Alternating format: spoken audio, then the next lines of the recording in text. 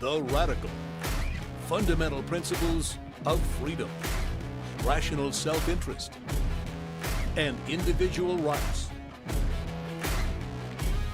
This is the Yaron Brook Show.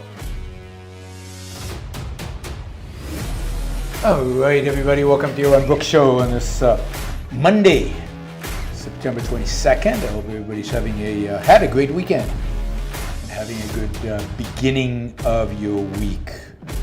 So thanks for joining me. I got to tell you, I mean, this weekend was so full of news. There was so much going on. I don't know how we're going to cover everything today, and I had to cut a bunch of things I was planning to talk about. As it is, the list is very long.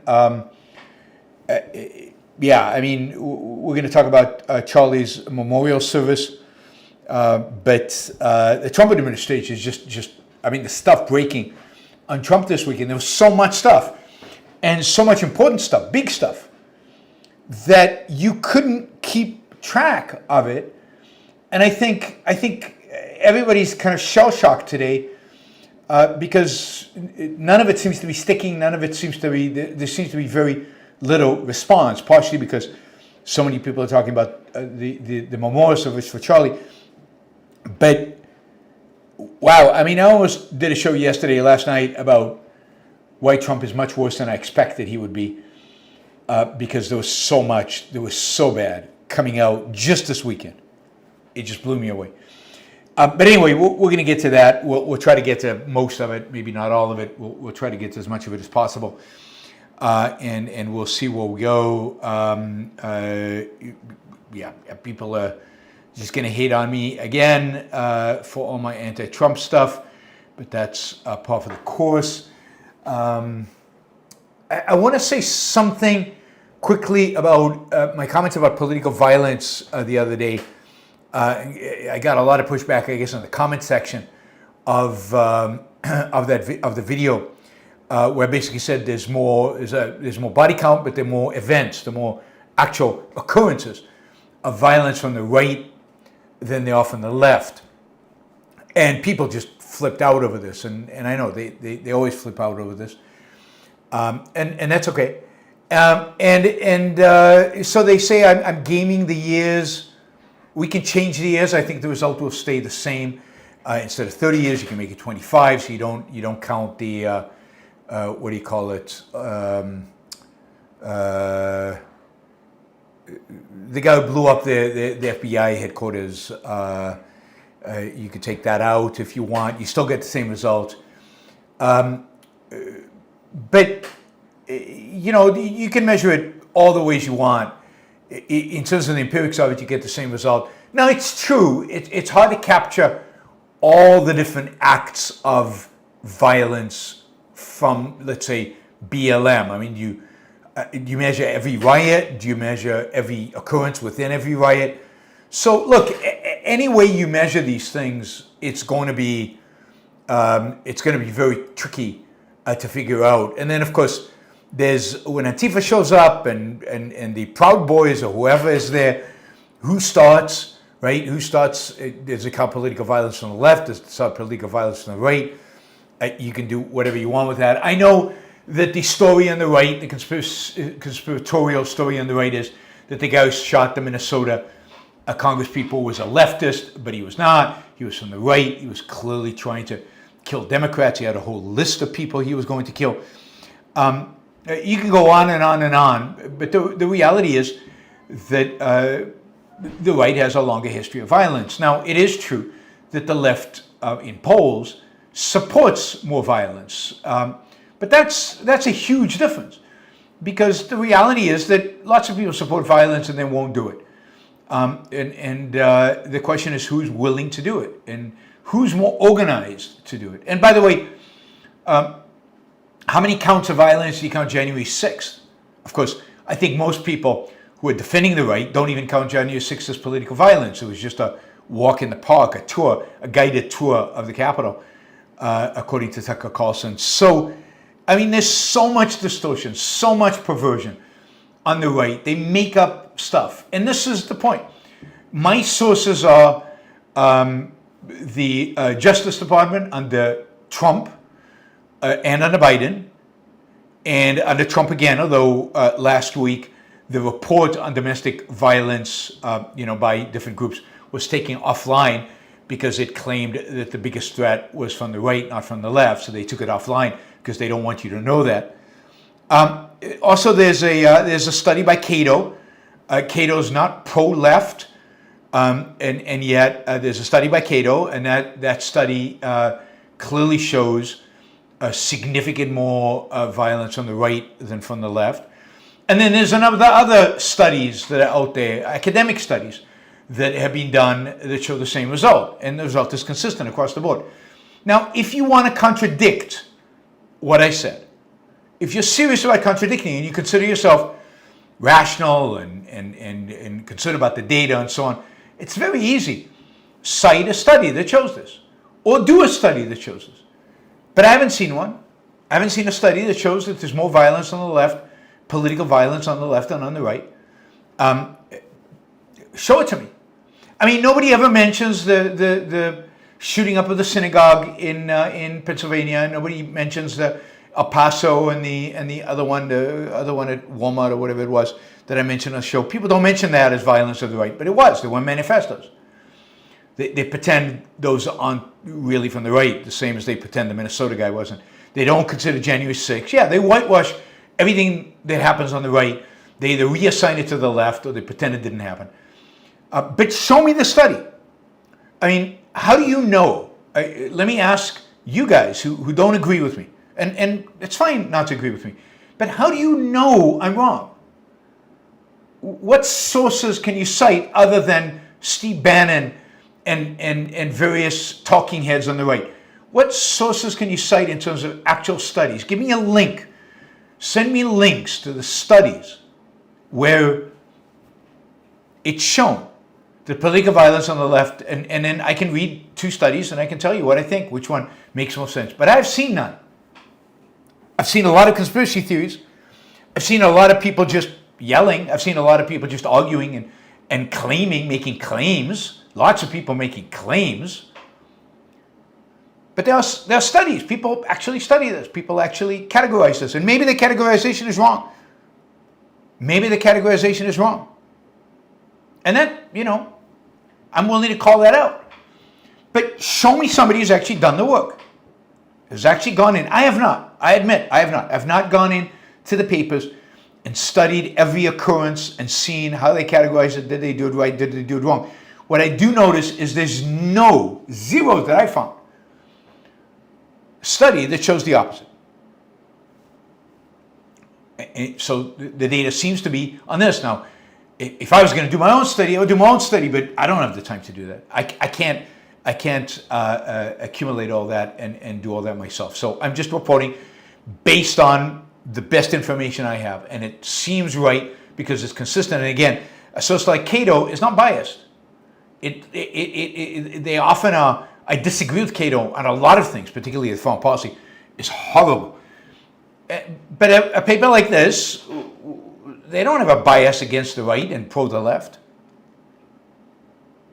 Again, show me the alternative.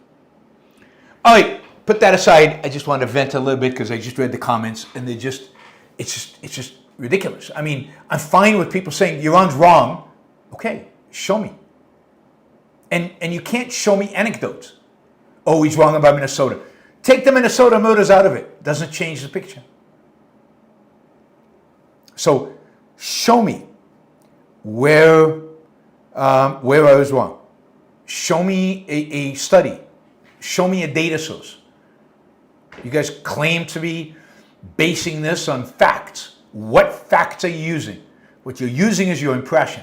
What you're using is the vibe. What you're using is what the guys on right-wing talk tell you. That's it. That's what you're using. That is the data. So completely non-objective. Show me some objective source. All right. Let's talk about Charlie's Memorial. So Charlie's Memorial was held in Arizona this weekend. It was a massive event. People came in from all over the country. By some accounts, there were 200,000 people there. They filled a stadium of 60,000. There was a overflow stadium that they filled, and there were still people who couldn't get in.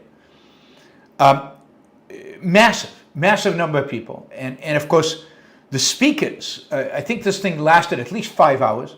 The speaker list was the who's who of today's conservative movement, if you want to call it conservative, maybe Christian conservative, maybe Christian nationalist movement is more accurate, but it was the who's who from a bunch of cabinet, from the president was there, the vice president was there, Rubio was there, Tucker Carlson was there, not from the cabinet, and lots and lots. And there was Charlie's priest, and there were just a lot of people there. A lot of people spoke, and it definitely, without question, just looking, I've seen a few videos.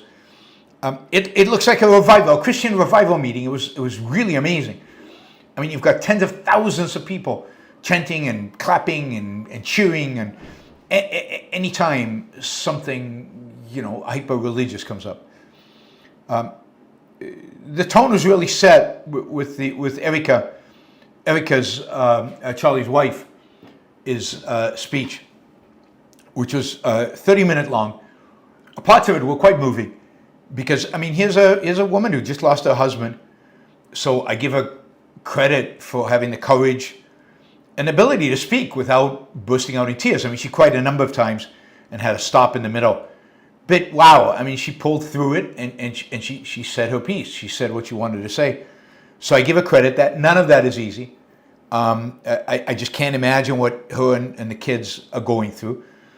And so, good for her, and she's obviously a good public speaker. She is now going to be the CEO of Turning Point USA, and she's committed to making it much bigger, much better, much greater, now that she's CEO. But her message was basically, the whole talk was religious. It was astoundingly religious. I know Charlie was religious, but I didn't know he was this religious, or maybe his wife is more. But this was all about God. This was about saving young people, saving with religion.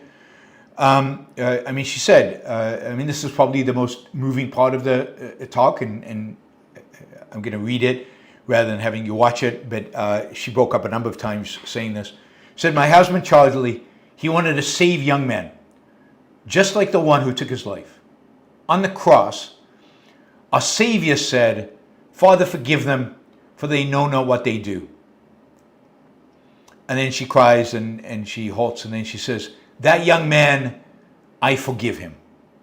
And more tears. And everybody cheers, and everybody gives her a standing ovation when she says, "I forgive him." And of course, a very Christian thing to do. And her speech is just riddled with Christianity. And Jennifer says she thinks she's a preacher studying to be. I wouldn't be surprised. She's got that. But Christianity's infused. Everything she said, it was all over the place. Even at some point, she talks to young men, and and to men generally, and she says, "Love your wives and lead them. Love your children and protect them. Be the spiritual head of your home, but please be a leader worth following. Your wife is your servant. Your wife is not your employee. Sorry, your wife is not your servant. Your wife is not your employee. Your wife is not your slave. She is your helper. You are not rivals. You're one flesh working together for the glory of God." Of course, some Christians were offended by this, and took this to be a feminist statement. But I think most, but she's obviously a strong lady. This is the kind of the TradCon. But again, super Christian. I think people were really moved by it, and we'll get. I'll give you a summation afterwards. But anyway, about a half an hour speech. The whole thing was unbelievably religious. Revival Christian meeting, unbelievable. The only speaker who really was not religious at all, who brought a definite secular tone to this, and said something I'm going to show you a clip, who brought a kind of a secular tone to this was Donald Trump. Donald Trump wouldn't know Jesus if the guy appeared to him in real life. I mean, it was Trump. Not only did he tout his tariffs, which was kind of just bizarre, typical Trump bizarre, but I'm going to play a clip where he actually says something that I agree with. I agree with Trump on this. And this is the Trump that I think ultimately Christians love. They don't want a Christian. They don't want a Christian. What they want is this. They want this Trump. This is what they voted for. But of course, it's much more complex than this. But this is the one thing Trump said in a long time, I think, that I actually agree with. That is actually, he's right. Let's see, how am I going to show you this? I'm going to put you there, right there. All right, there's Trump. It's only 38 seconds. I'm going to let it play and watch this. Trump at his very best. In that private moment on his dying day, we find everything we need to know about who Charlie Kirk truly was. He was a missionary with a noble spirit and a great, great purpose. He did not hate his opponents. He wanted the best for them. That's where I disagreed with Charlie. I hate my opponent, and I don't want the best for them. I'm sorry. I am sorry, Erica. But now Erica can talk to me and the whole group, and maybe they can convince me that that's not right, but I can't stand my opponent.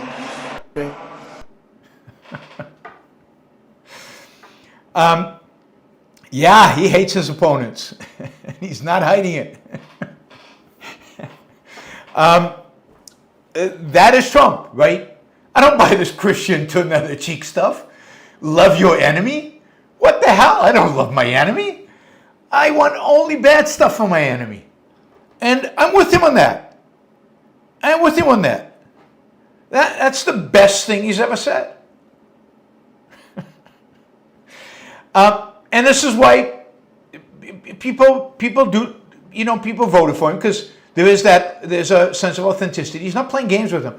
He is what he appears to be. He's this thuggish, mafioso-like personality. By the way, when she said, I forgive him, and she said, love your enemy, and she said a bunch of these things, she got a standing ovation for every single one of them.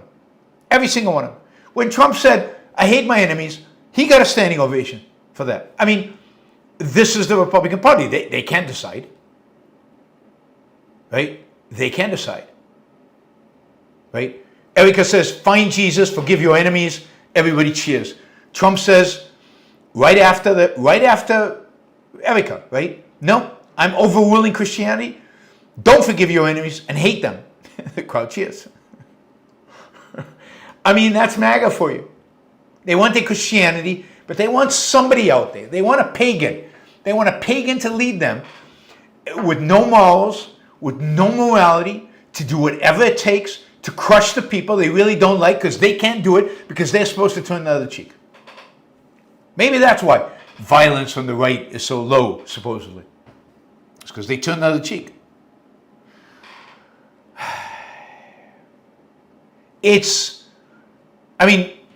Of course, we can debate what Christianity actually says. And of course, Augustine says, love your enemies, but also destroy them if they don't convert to Christianity, kill them all. Charlemagne, beheads, was it 45,000 people in one day because they refused to convert to Christianity? All in the name of Christianity, all in the name of Jesus. So, Christianity is not exactly a friendly religion. It's as violent as any religion out there. It gives Islam, at least in its history, a run for its money in terms of casualties on the battlefield and in terms of casualties under the sword for conversion. But it plays the turn the other cheek and love your enemy and I forgive. I could never forgive somebody for killing my spouse. There's no way in hell ever. I don't care what happens. They're not forgiven. I don't even know what that means. I have no conception. Or what does it actually mean to forgive somebody who's just killed, supposedly your highest value? What does it mean?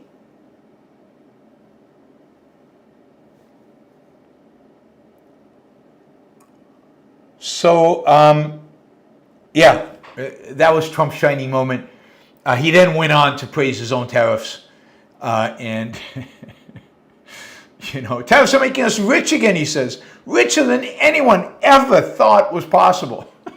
I thought it was possible to be richer. And the only one challenging them are people that hate our country or foreign countries that are paying the price. That's the only people who hate them. God, he's a piece of work, that guy. Piece of work. All right, but then we get serious, right? Because Trump is just a intermediary. He's the transition figure. He's a transition figure. To understand what's really going on here, we have to listen to people who are the future of the Republican Party, the future of this movement, the people who take this seriously, the people who are going to apply this love thy enemy or not, maybe more of Trump's version, hate thy enemy. They're going to apply it to the real world. So let's listen to one of those. This is quite a speech. I think again it's worth watching. Let me see if I can get this. I think we're right there. This is good. But see what you think of Mr. Miller here and what he has to say. And think about, I don't know how much you know of the history. Who does this remind you? What does this remind you of? But anyway, this is Stephen Miller, the advisor to Donald Trump, particularly in immigration issues, but also other issues, who's been very outspoken since Charlie Cook's murder. Yeah, listen to this. The storm whispers to the warrior that you cannot withstand my strength. And the warrior whispers back, I am the storm. Erica is the storm. We are the storm. And our enemies cannot comprehend our strength, our determination, our resolve, our passion. Our lineage and our legacy. Notice our lineage. Our lineage. Lineage is our genes, our people. So when he continues to say we the people, we whatever, we witnesses, we builders, we whatever, what he means is people of his lineage, his white European lineage. That's who he's talking about. And of the right ideas. Lineage and heritage, right ideas. Yeah, I wanted to, I don't know, I don't think I'll stop it again, but I want to point out lineage because it's creepy. Our lineage and our legacy hails back to Athens, to Rome. Let me just say, no lineage of his hails back to Athens. Maybe to Rome, certainly not to Athens. To Athens, to Rome, to Philadelphia, And to not to Monticello. Philadelphia. Our ancestors And not to built the Monticello. cities. They produced the art and architecture. They built the industry. They. Who are the they? Who are the they that build the industry? The they who built this country. Who is the they? The lineage. Remember the lineage? Those Scottish people who came over. And his lineage is Monticello? Thomas Jefferson? Oh my God, is Thomas Jefferson spinning in his grave right now. Erica stands on the shoulders of thousands of years of warriors, of women who raised up families, raised up city, raised up industry, raised up civilization, who pulled us out of the caves and the darkness into the light. The light will defeat the dark. We will prevail over the forces of wickedness and evil.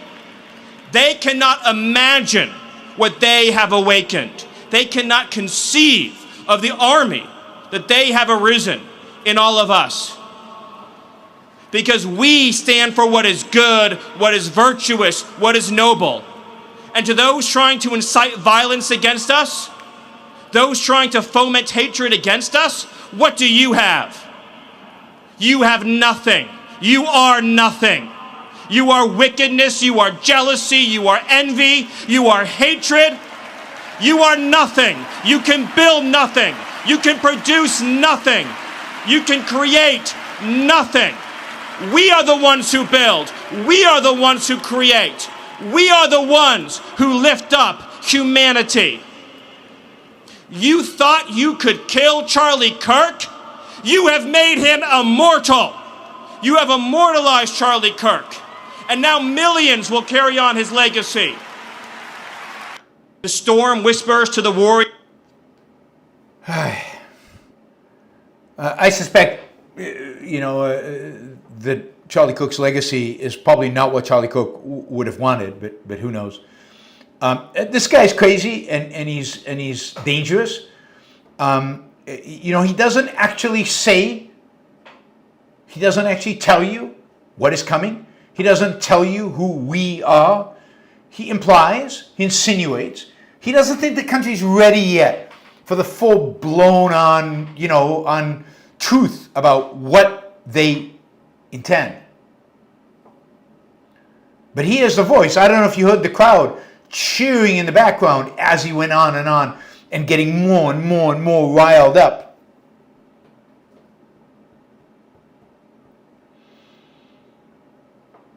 And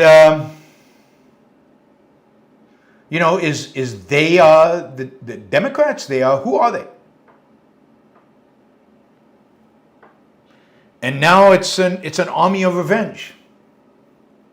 That's what he calls it.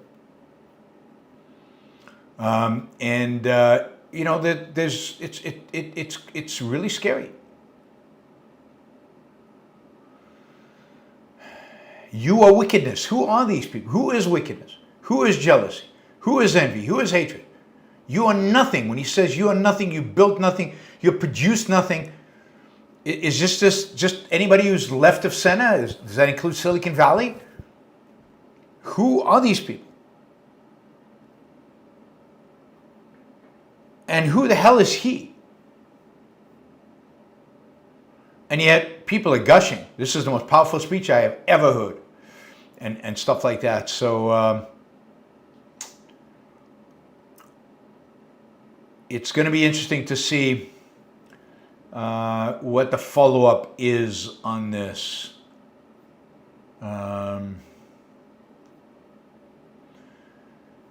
But it's scary. I don't like to throw around the fascist term, but speeches like that really sound like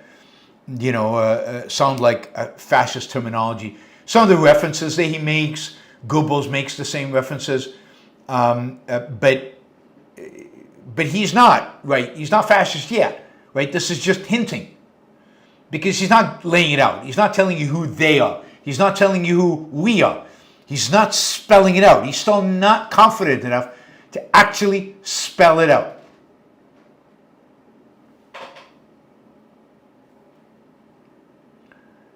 And he still feels like he has to hide it, present it kind of in hidden terminology that can be reinterpreted. But we know exactly what he's talking about. All right, for effect, I thought I'd also include a segment by this guy. Let's see if I can just maybe center this a little bit. There he is, Tucker Carlson. Just because he gives another spin to it, right? This is in front of tens of thousands of people. And I just want to show you again, I know, I repeat myself, how nuts this guy is. He's completely insane. So you can just see it at the end. Watch what he does at the end, and it's just weird. But now the anti-Semitism is dripping. It's just dripping from him. He can't repress it. ultimately he was a Christian evangelist. And it actually reminds me of my favorite story ever. So it's about 2,000 years ago in Jerusalem, and Jesus shows up and he starts talking about the people in power, and he starts doing the worst thing that you can do, which is telling the truth about people, and they hate it, and they just go bonkers. By the way, they hate it, they go bonkers. He's not talking about the Romans. Not talking about the Romans. Right? Hate it, and they become obsessed with making him stop. This guy's got to stop talking. We've got to shut this guy up. And I can just sort of picture the scene in a lamplit room with a bunch of guys sitting around eating hummus, thinking about what do we do about this guy telling the truth about us? We must make him stop talking. And there's always one guy with the bright idea, and I can just hear him say, I've got an idea, why don't we just kill him?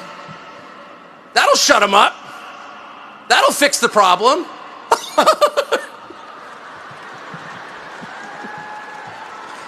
It doesn't work that way. It doesn't work that way. Everything is inverted. Did you see that laughter at the end? The guy's nuts. I mean, he's really nuts. It's shockingly nuts.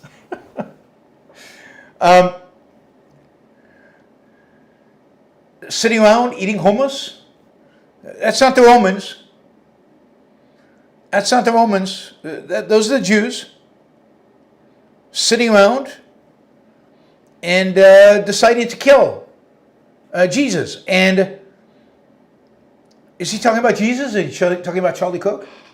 Because he's the one, together with Candace, spreading the rumors, still, even now, that it wasn't the left, it was the Jews, the Israelis, somebody, the Mossad, whoever, who killed Charlie Kirk. Yeah, this is Tucker Carlson. Millions of followers, continue to have millions of followers. Maybe some of you follow him. You should unfollow him just to send a message. But millions of followers.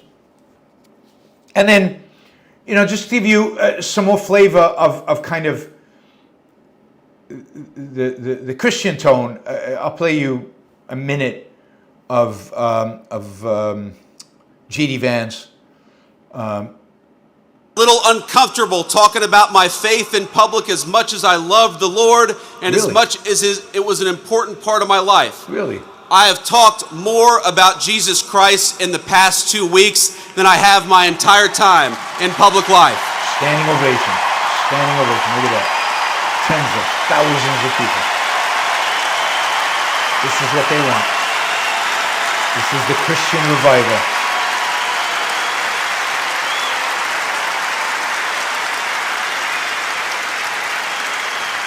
Scary stuff. And that is an undeniable legacy of the great Charlie Kirk. He loved God. And because he loved God, he wanted to understand God's creation and the men and women made in his image. Now, much has been said over the last week about Charlie's ability to approach any topic. A little uncomfortable talking about my faith in public as much as I loved the Lord. I haven't seen him uncomfortable talking about faith in public, but maybe. This is pretty amazing. The extent to which they are coming out explicitly and equivocally with their Christianity, and they're linking it with politics. And look, you guys who follow me know, I believe Christianity is a negative force in our world. I think it is a negative force, and has been since the beginning, in the world in which we live. I think that it holds us back. It is a force, that is counter to liberty and freedom, because it's counter to reason and rational self-interest. Christianity is not a force for the good. It's not, better than nothing, I guess. And it's not like the worst of the left is not, in its essential terms, not inspired in the end by Christianity. The worst of the left, the communism was invented by the Christians in the very early years of Christianity. woke, cancel culture, all of that is very, very Christian. And you can see so much of MAGA reverting to it. So Christianity stands at the heart of most of our problems. I've got a book coming out on that. Next book is going to be exactly on this topic. Christianity versus the West. That is the tentative title, Christianity versus the West. And, if nothing else, Charlie Kirk's assassination is bringing out the Christians. They're coming out in force, in spades, with energy. And it's true, Charlie was a Christian. I don't know if he was this much of a Christian, but maybe he was. I just don't know. I knew him when he was a little bit more secular. I want to read you something that a Brit wrote. This is a British conservative, a British Christian wrote. He says, in Charlie Kirk's memorial service, watched by tens of millions, I just heard multiple clear presentations of the gospel from men like, two names I don't know, with clear calls to repentance and faith. He goes on. Worship songs full of scripture sung by tens of thousands live and millions at home. Personal testimonies of lives transformed by the work of Christ and the witness of believers. Demonstration and explanation of the value of marriage, child rearing, and family. Calls to Romans 13 for the government to bear the sword for the protection of good and punishment of the wicked. Define wicked. What is wicked? Unbelieving, is that wicked? Declarations of spiritual warfare on the forces of evil and promises to endure no matter the cost. Calls to be prophets and call the nation to repent. More scripture references and Bible readings than I can count.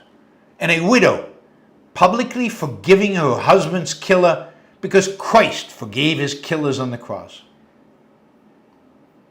And he says all of it done before and by the most powerful people in your country. It is a light to the world. Not in my world.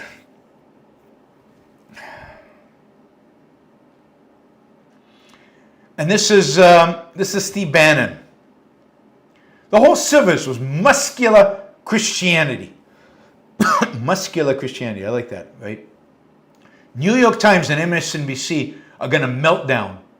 A form of Christian nationalism was put forward in the memorial for a slain American martyr. You had the DNI, Secretary of War, Secretary of State, President of the United States, Charlie's team, and the widow, the most powerful people in the United States government. Never in the 18th or 19th century have we seen that professed about a man who lived Christianity.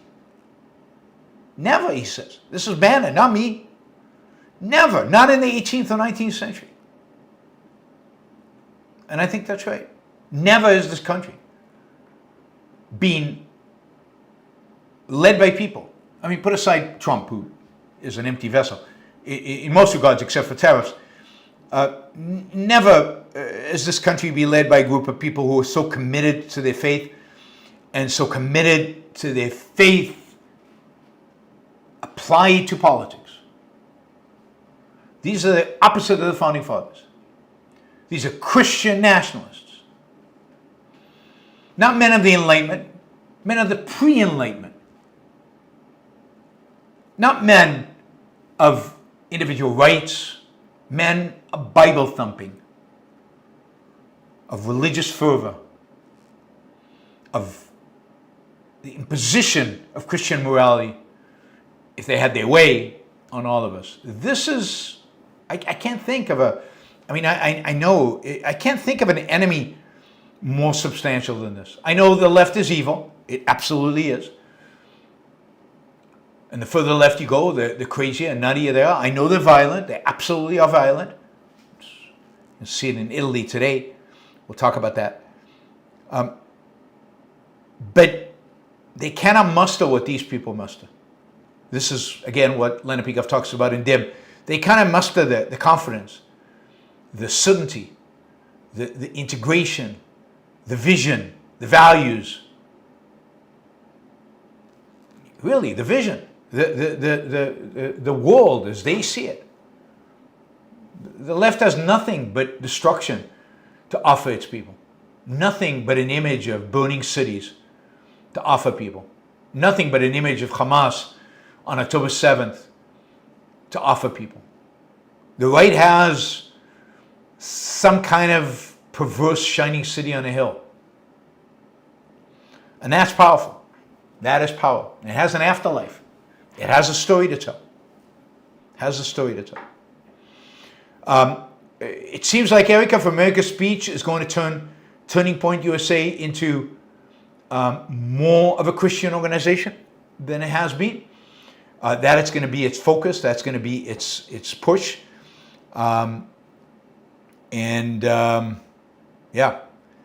It's this right is M2 for those of you who read DIM. The right typically has been M1. This right is M2. All right.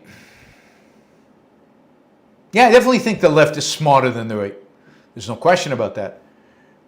When it comes to just brain power, but that doesn't matter. Smarts don't win. Smarts don't win. I mean, smarts in terms of just conceptual ability, problem solving, math, science. The left is more knowledgeable than the right. At least, yeah, I think that's right. But that does not guarantee winning. Quite the opposite. It often guarantees losing. All right. Let's talk about some other stuff. So over the weekend, Donald Trump had and his Commerce Secretary Lutnick unveiled a new H1B program, H1B restrictions, H1B taxes, and there was a lot of confusion initially because what they told us all either was wrong to begin with, or they quickly backtracked because they got such a response. My guess is their phones just rang off like crazy from all those tech CEOs who sat around the table, congratulating Trump. They all freaked out and probably were on the phone calling everybody in this administration until they changed their minds.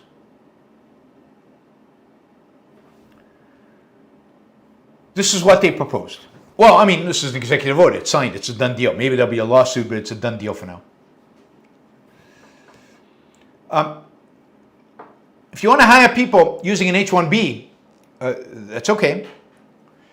But to do that, you're going to have to pay $100,000 per employee you sponsor. $100,000 fee for sponsoring an employee. Now, based on what they said in the White House on Saturday, or maybe this was Friday afternoon, it was going to be $100,000 per employee per year you employed them, and it started to affect immediately H1B holders today. And if your H1B holder was outside the country, in order to get him back, like let's say they were traveling to visit relatives, in order to get him back, they said you were going to have to pay $100,000 before he could come back. So people were on flights, people were on planes, getting ready to fly home to India. I mean, I think that's where most of them, or could have been to anywhere in Asia. These were flights to San Francisco. And literally got calls from their companies to immediately get off the plane, not to leave the country. And people were frantically getting off planes in San Francisco, San Jose, LA, off of flights, because they don't want to get stuck in India or wherever it was without the ability to come home, because the companies would have had to pay $100,000 per employee to bring them home. I mean, think about that kind of expense. This is lose, lose, lose, lose, lose, lose, lose. And this is just insane. Now, the tech companies freaked out when they heard this. And it's hard to imagine exactly, exactly what happened. I don't know, and I have no, first-hand information about exactly what happened. But, over the weekend, the State Department came out with a whole FAQ on this, right? And the number of corrections that they made, right? This doesn't apply to existing H1B. It applies to anybody who will be included in the 2026 lottery and any H1B petitions submitted after midnight on September 21st, 2025. So it doesn't apply to people who already have H1Bs.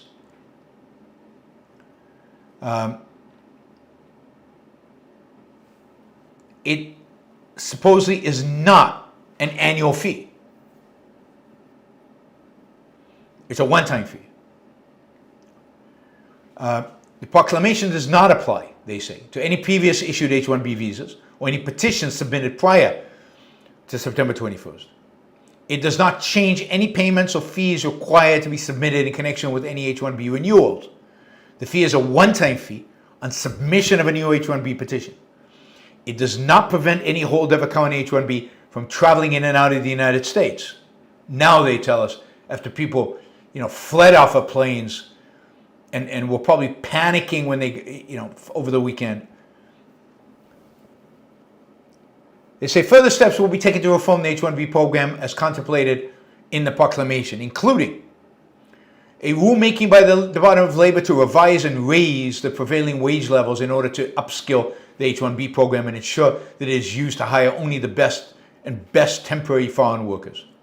The best of the best temporary foreign workers. A rulemaking by the Department of Homeland Security to prioritize high-skilled, high-paid aliens in the H1B lottery over those with low wage levels. Additional reforms are also under consideration and will be announced in the coming months. What's the point of this? I mean, this is the sequence of events that happened, just to give you a sense how completely unmoored this administration is.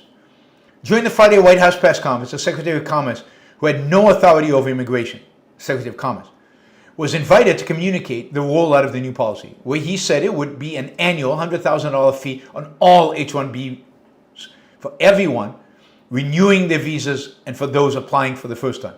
The same day, the White House releases the proclamation, which reiterates that it applies to literally all H1B workers who are outside of the United States, and that it goes into effect the following Monday.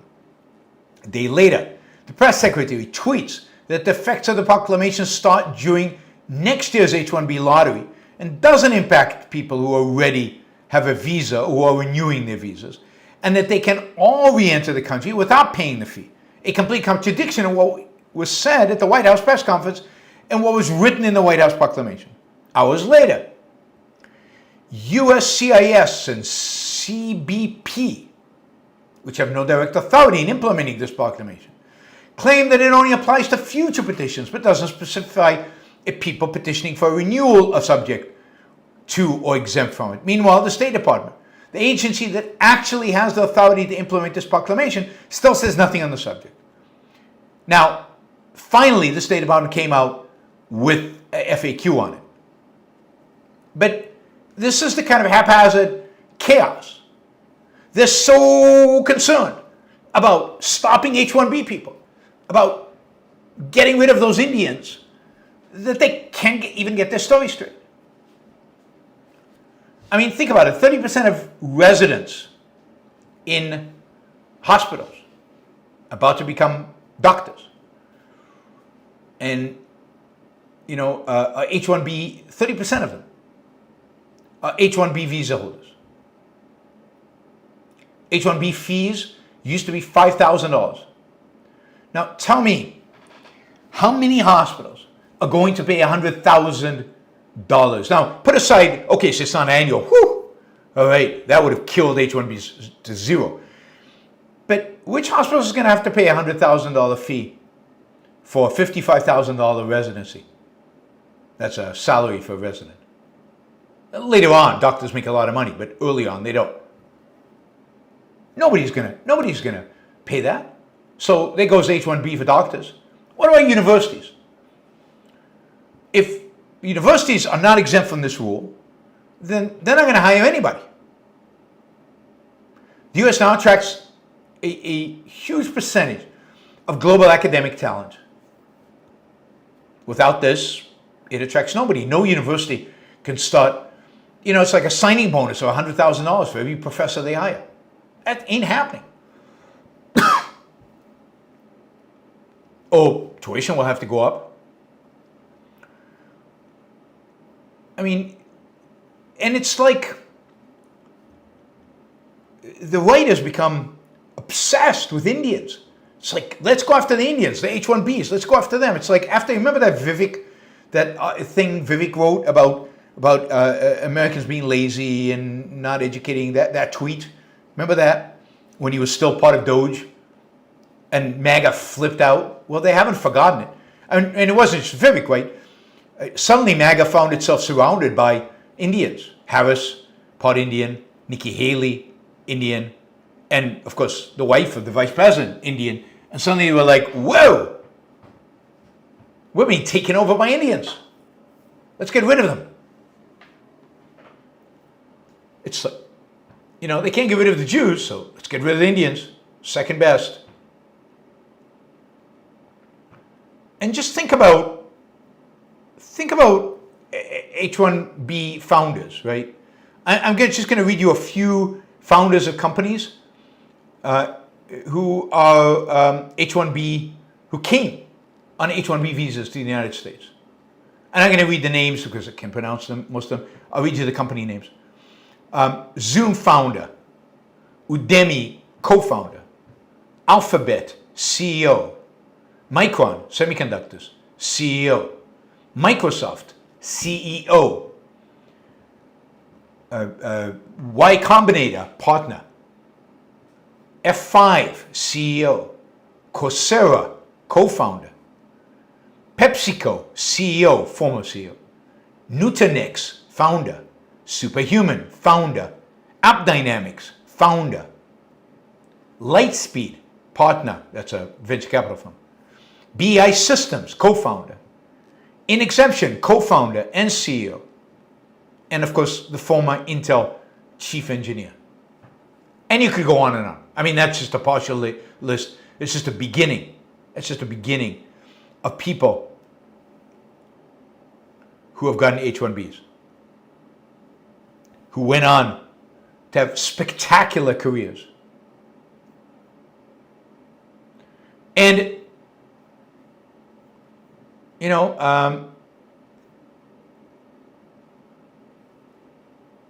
this is the kind of hostility that they have. Now, Elon Musk was unhappy. He tweeted, "I will go to war on this issue. The reason I'm in America, along with so many critical people who built SpaceX, Tesla, and hundreds of other companies that made America strong, is because of H1B. I didn't mention Elon Musk. Take a big step back and F yourself." Wow, in the face. He's saying that to the President of the United States, maybe? "I will go to war on this issue, the likes of which you cannot possibly comprehend." It seems like they backtrack a little bit on this as a consequence, maybe of Elon Musk flipping out, maybe something else. I mean, what they should have called this, somebody suggests, Scott Lincecum suggests that they call this, quote, the Offshoring Innovation U.S. Industries Act of 2025. This is basically telling global talent, you are not welcome here. Go start your company somewhere else. You are not welcome here. Go work for a Chinese company. Don't come to work for an American company.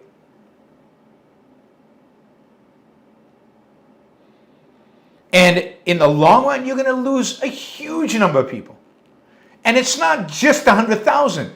It's the attitude. We don't want you.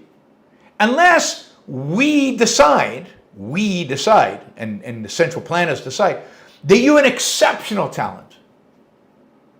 Exceptional talent. Because there is a provision here, let me just find this. There is a provision here that the administration can offer a $100,000 discount to any person, company, or industry that it wants. Do you want a visa? You got to have the right people on speed dial. You got to know the right people. You got to know who to bribe. You got to know whose boots to lick. This is the provision from the thing. The restriction imposed pursuant to subsection A and B of this section shall not apply to any individual, alien, all aliens working for a company, or all aliens working for an industry if the Secretary of Homeland Security determines, in the Secretary's discretion, that the hiring of such aliens to be employed as H1B specialty occupation workers is in the national interest and does not pose a threat to security or welfare of the United States. So Donald Trump will decide, or in this case, HHS Secretary, very intelligent woman, she'll decide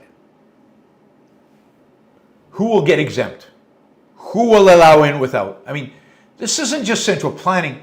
This is the worst, most grotesque appeal to bribery, to corruption one can imagine. And this is what has led me to, Trump is much worse than I thought. And the people around him are much worse than I thought they would be. I mean, I told you he would hire a bunch of MAGA people, yes people, but this is worse.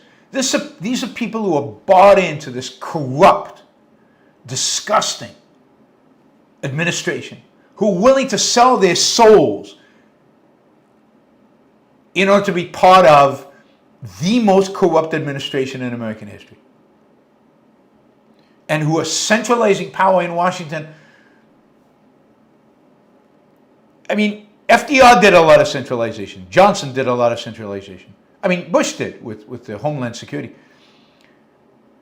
But nobody's ever done it by centralizing around the executive branch, the power of the executive branch the way this administration is doing it. I mean, every aspect of it completely determined by the mood in which Donald Trump wakes up on any given morning.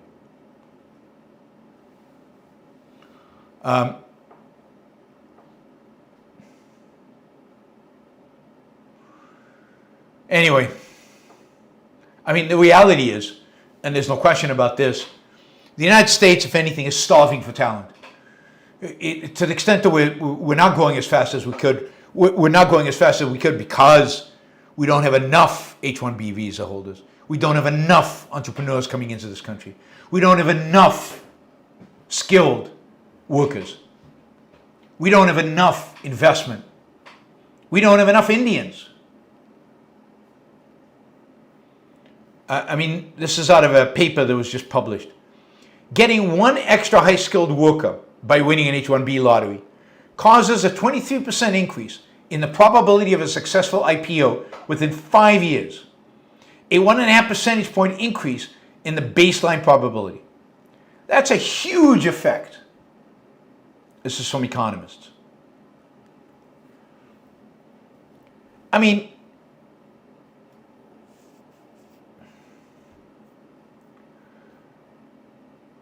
this is a combination of xenophobia and racism and central planning and just being dumb. Just dumb. I mean, I said the right is not smart. They're not smart. They're not smart. Trump, and yeah. Now, granted, it's only a one-time $100,000 fee. It's not repetitive, so the markets did not, freak out today. Indeed, I don't know what the markets are thinking. I would be worried if I was all in the markets right now. Yeah, banks are tanking. S&P 500 is going through the roof. NASDAQ's going through the roof. Everything else is going up. Gold is 3,780. The dollar is crashing, is collapsing again. It keeps going down. The dollar is in deep, deep trouble. Bitcoin's down. Bitcoin, that's unusual. Bitcoin's down in spite of the fact that tech stocks are up. I have no idea what's going on in financial markets. I don't get it. I would be selling. I wouldn't be buying right now. But this is not investment advice. Certainly don't follow me. All right, where do we go from here? That was H1B's corruption. We're going to keep on the corruption theme. I don't know if you saw this. This is it's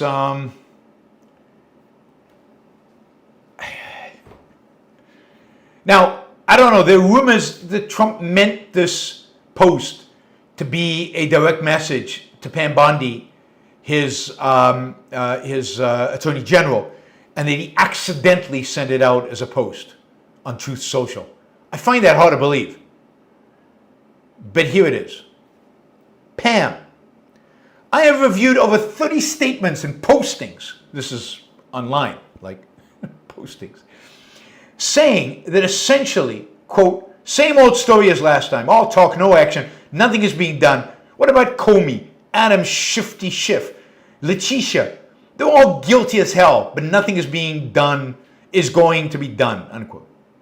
Then we almost put a Democrat supporting U.S. attorney in Virginia with a really bad Republican past. A woke rhino who is never going to do his job. That's why two of the worst Democratic senators pushed him so hard. He even lied to the media and said he quit. And that we had no case. No, I fired him. And there is a great case. And many layers. And legal pundits say so. Lindsay is a really good lawyer and likes you a lot. We can't delay any longer. It's killing our reputation and credibility. They impeached me twice and indicted me 5 times. Over nothing. Justice must be served. Now. President JDT. So, the President of the United States is sending a public message. I assume it's public. I assume he meant it to be public. That he's demanding that the Attorney General stop prosecuting his political opponents. People who he claims went after him. Comey, Adam Schiff, Letitia. It's not clear what Adam Schiff did, something about mortgages or something like that. I mean, this is impeachable? Just this? Just this? And nobody cares. Nobody cares. And of course, last week, he pushed out the Department of Justice to investigate a state AG who brought a lawsuit against him, where the judge found him liable, to investigate an independent U.S. attorney who would not authorize charges, the one supported by facts and evidence. He was fired, that U.S. attorney, a Republican. He's the guy who they got, right? So this is the federal prosecutor tasked with pursuing mortgage fraud allegations against Letitia James, resigned because he couldn't find any. So he's pushed out by Trump. I mean, people have been taken to court and been impeached from public office for far less than this. I mean, this is just stunning. He instructs his AG to go after specific political enemies. He names them. Department of Justice ended an investigation into his borders. Did you read this one? About Holman? Let me find this. Where is it? Oh, I remember it. Anyway, Holman, the guy who runs the immigration, ICE, all of that, right? Holman. It turns out that in a sting operation last year, he actually accepted a $50,000 bribe. And they caught it on camera. They caught it on camera. But he's running ICE, and he's an important guy, and he's got to do this stuff. So the Department of Justice earlier this year ended the investigation. Even though he was caught on camera taking a $50,000 cash bribe. Has he resigned in shame? Has Trump demanded his firing now that it's public? No. No. The corruption is just out there. Nobody gives a damn. Nobody cares. Nobody cares. It's all just this weekend was revealed.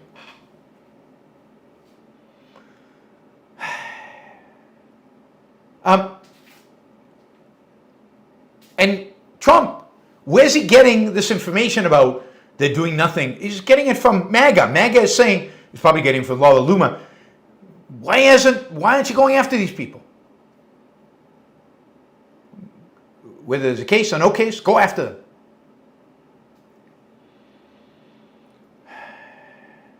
So anyway, a Trump-appointed prosecutor refused to charge one of Trump's enemies is now being forced out of office.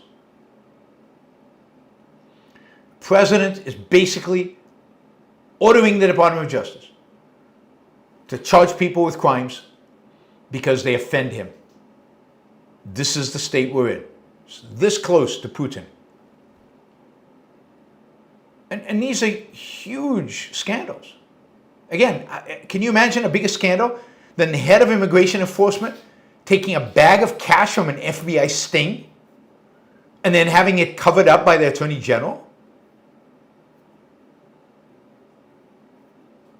This should be top of the news.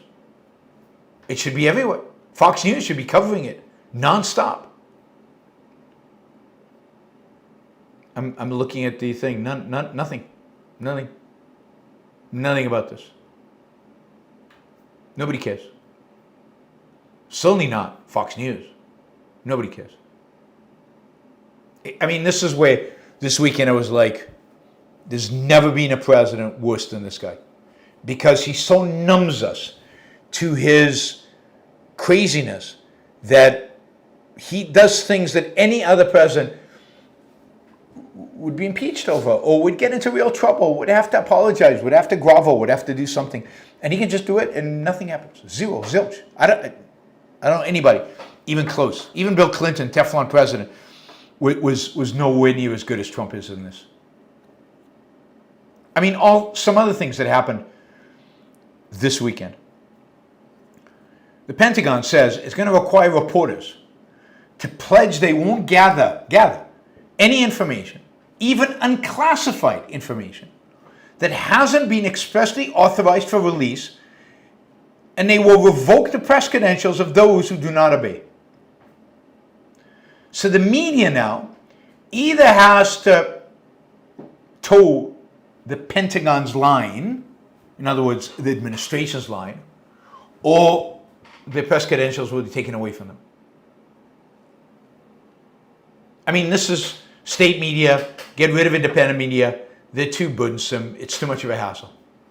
A Pentagon reporter can never reveal a story the government doesn't want exposed. Well, but isn't that the whole point of having a reporter?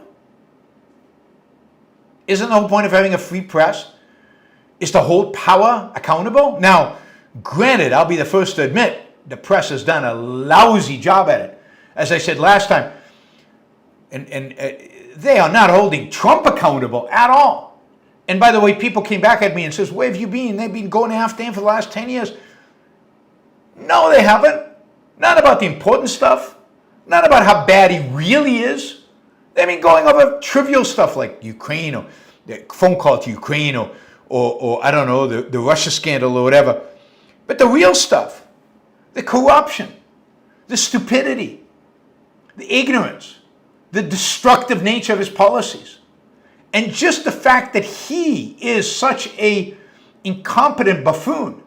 The fact is that they have not covered that anywhere near as much as they should.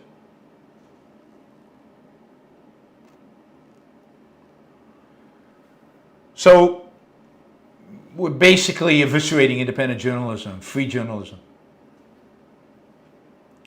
And again, nobody seems to care. There's no uproar. Congress is not coming into session to consider impeachment or consider something, some statement against this. I mean, this is a direct war against free speech, a direct war against the role of the press, and not even the press seems to care that much about it. Democrats are nothing of them. Since we're on the Pentagon has informed also, I guess, last week, or over the last few weeks, the Pentagon has informed European diplomats that the U.S. is going to partially halt military assistance to, you're thinking Ukraine, no, to Baltic countries and any NATO state that borders Russia. I don't know, I'm starting to believe the conspiracy theory that Putin has something over Trump. This is really weird. The United States is going to halt, or at least slow down, or limit its military assistance to all countries in Europe with a border with Russia. And add to that, I'd say, the fact that he's doing the same with Taiwan. Maybe it's not about Putin having something over Trump. Maybe it's about Trump basically acknowledging or embracing the idea that Europe belongs to Putin and Asia belongs to Xi, and he admires and respects them because they are ultimately strong leaders, respected, admired. And America's belonged to Trump. I mean, he wants Canada already. Greenland, Canada. I mean, he hasn't made a claim yet to Mexico and Panama and the rest. Well, maybe Panama. I mean, are we part of NATO or not? So, U.S. is going to halt military assistance. Estonia, Latvia, Lithuania, Poland, I guess. Even though Trump earlier said we're going to put more troops on Poland. Maybe Romania. I don't know who he means. Is it a surprise at all? Is it a surprise at all that Putin's getting more aggressive, not less? That Putin seems to be willing to egg on the NATO for fight, given Trump's weakness, given Trump's surrender, really?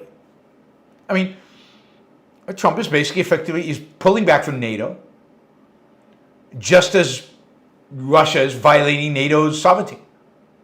Perfect timing. Perfect timing.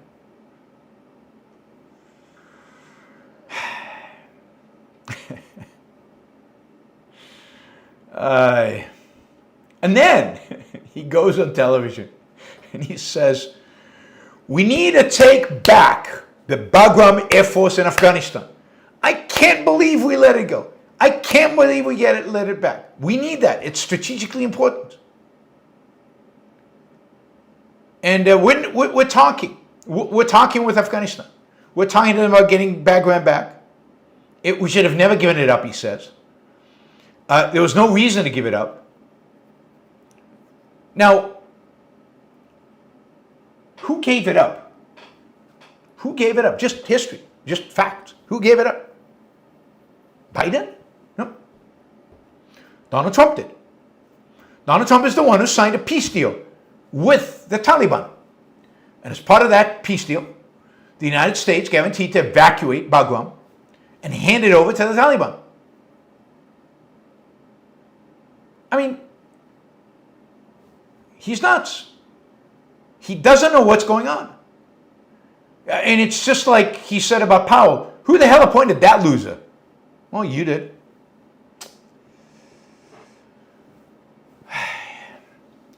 So I don't know, we're reinstituting the war in Afghanistan because we want to take Bagram back, because we want an Air Force base there.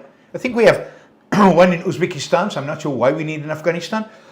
But it's just something that has occurred to him. I think somebody tweeted it probably, or somebody in MAGA said, hey, what about that Bagram Air Force base? That was cool. That was a cool Air Force base. I don't know. Who knows why this guy does what he does? It was Trump and Pompeo who negotiated that deal. They're the one who gave it up. Nobody else. Nobody else.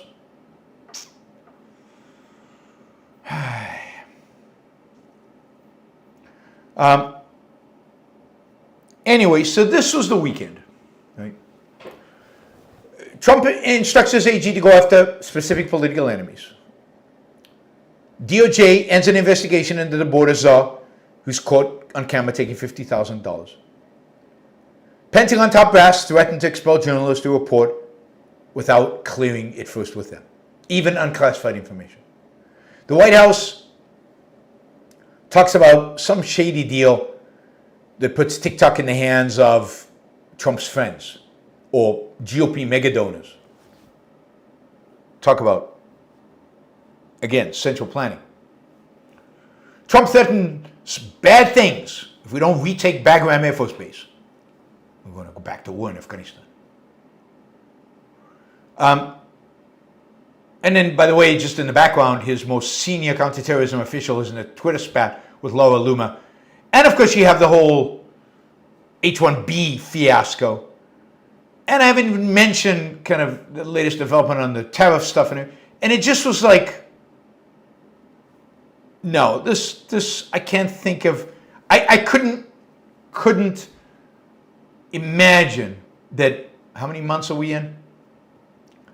9 months in, it would be this bad. As bad as I thought Trump would be, this is as bad, if not worse. Worse than what I thought.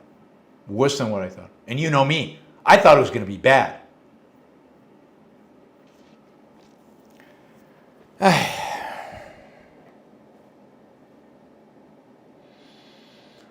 All right.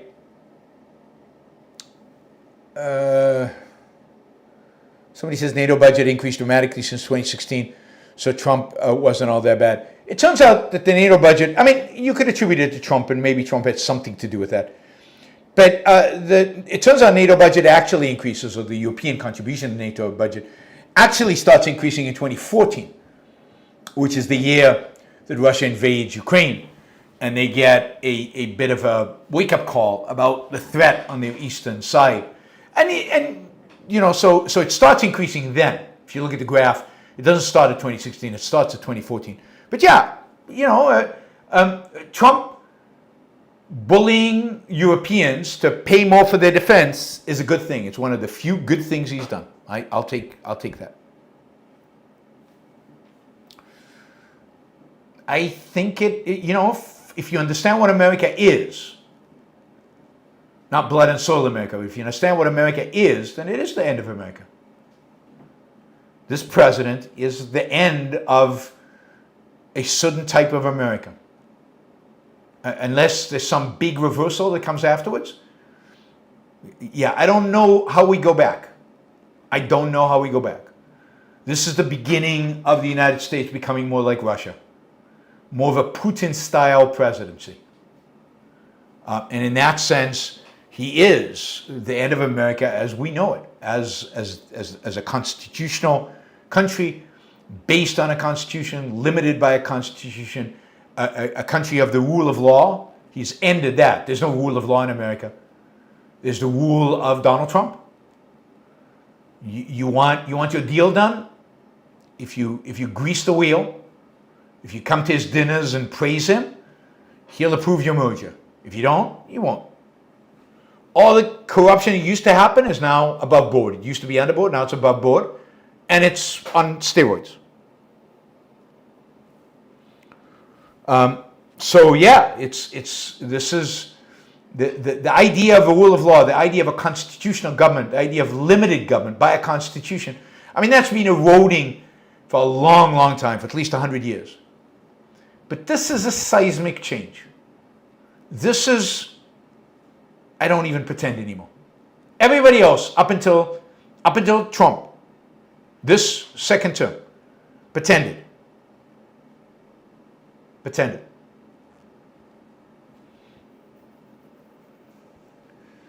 All right, some bad news about Argentina. So since the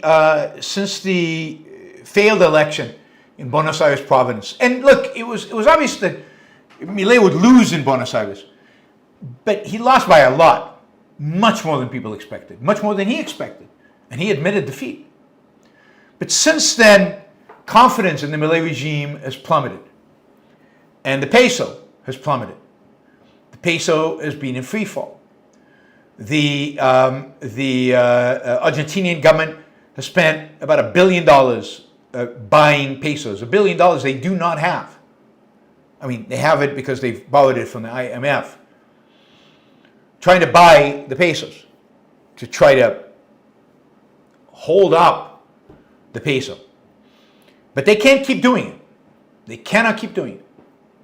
And if the peso continues this, the economy is going to shrink, and that's going to make the next election next month even worse for Milei, because he's going to be fighting bad economic times. Whereas a month ago, 2 months ago, it seemed like everything was going his way. Now everything is going against him, and it looks really, really, really bad. And the U.S. is riding here to the rescue, at least. We'll see, but it seemingly. This is from Treasury Secretary Bassett. But it's sad that it's come to this. You have to assume that they're doing something wrong. And I think the main thing they're doing wrong is that they're not dollarizing. Milei should have dollarized. He should have dollarized a lot faster. And there's some fundamental, it would have been even more shock therapy, and maybe he can constitutionally, but he should have found a way to stop printing pesos. Just stop. Zero printing, which I thought he had done. But they're obviously borrowing, still lending in pesos. There's still an increase in the money supply. So we'll see. Maybe it's already too late. But this is what this is what Treasury Secretary wrote today. Argentina is systematically important U.S. ally in Latin America. And the U.S. Treasury stands ready to do what it needs within its mandate to support Argentina. I don't know how this is in mandate. It's the U.S. Treasury Secretary. Anyway, all options for stabilization are on the table. These options may include, but are not limited to, swap lines. Again, these are all ways to stabilize the peso, to increase the dollar reserves that Argentina has. Direct currency purchases. The U.S., I guess, would purchase pesos directly. And purchases of U.S. dollar-denominated government debt from Treasury Exchange Stabilization Fund. That would give the Argentinian central bank dollars with which they would buy the pesos. Treasury Bassett continues, opportunities for private investment remain expansive, and Argentina will be great again. We remain confident that President Milei's support for fiscal discipline and pro-growth reforms are necessary to break Argentina's long history of decline. My April comments make clear our commitment to Argentina's people, and to President Milei. POTUS and I will meet with President Milei on Tuesday in Manhattan. More details will be available shortly after the meeting. So, a lot of suspense around this. It's very sad that it came to this. But the reality is that to fix the mess that the Peronists made of Argentina over decades and decades and decades was going to be painful and was going to take a long time. The sad thing is that this has come at the worst possible moment when Milei needs legislative support to continue his agenda to get Argentina on the right footing. He might not get that legislative support come October. He needs a massive victory in October. So it's going to be very, very difficult. Now, you know, Argentina might benefit from U.S. support, but is it right for American taxpayers to bail out Milei's government? No. Probably not. Probably not. All right, finally, you'll be happy, I'm sure, to learn that a number of countries today, over the weekend and then some additional ones today, including Great Britain,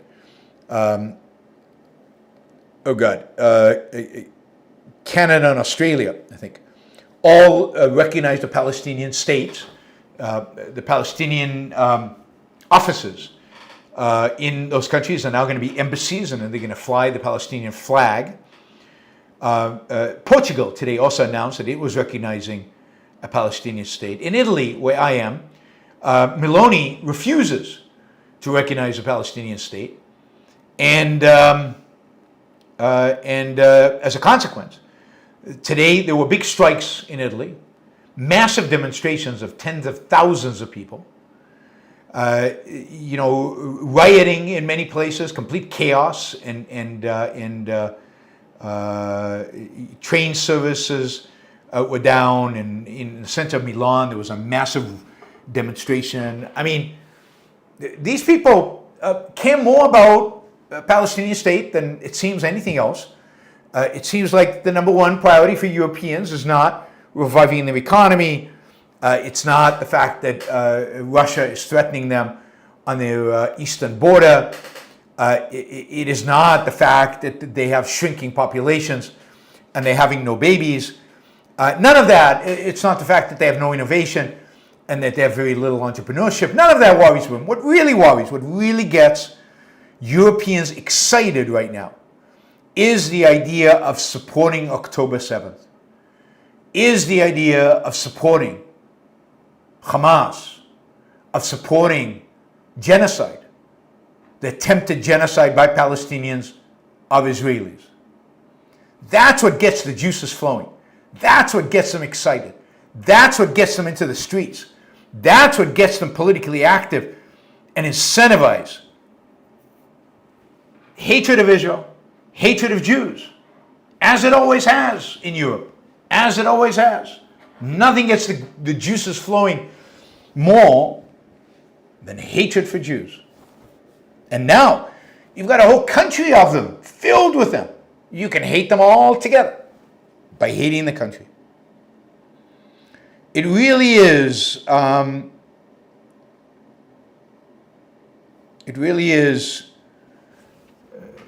stunning to see Europe reward Palestinians for the worst violence against Jews since the Holocaust, for the worst violence against Israel in its history. And what do they get? What do Palestinians get? They get a reward. They get a prize. We'll recognize a Palestinian state. Note that the violence against Israel on October 7th came from a Palestinian state. It was called Gaza. It had a government. Hamas was its government. And it initiated an act of unimaginable violence against Israel. I mean, the equivalent of what happened on October 7th would be the killing of over 300,000 Europeans in one day. The killing, maiming, the raping, the torturing, the burning of children, women, adults, elderly, and then taking hostages. I haven't done the math, but it's something like, Europe is 300 times, right? 300 times. Oh, maybe I'm wrong. Okay, it's 30,000. 30 times. Europe is 30 times bigger than Israel. 30 to 40 times, 35 times bigger than Israel. So, not 300,000 people, 35, 40 plus thousand people would have died. And then take the 300 hostages, multiply that by 30, and you get 120, 12,000 people taking hostage. and you get the proportion. And the Europeans are siding with the butchers. The Europeans are siding with the rapists. The Europeans are siding with the homicidal, genocidal maniacs of Hamas. And they're not just siding, they're passionate. They're running through the streets of their own cities in a destructive orgy. Right? It's, more scary stuff in the world. The world is not healthy. The world is really, really sick right now. Really, really sick. And nobody seems to have the antidote. Nobody seems to have the remedy for the sickness that's being inflicted on this world. Again, I have a book coming out, Christianity versus the West. You want to resurrect the West? You have to destroy Christianity. All right. David says 500 million versus 10. I thought it was more like 350, 400. But 500 million. Okay, so multiply the 1,200 dead by 50.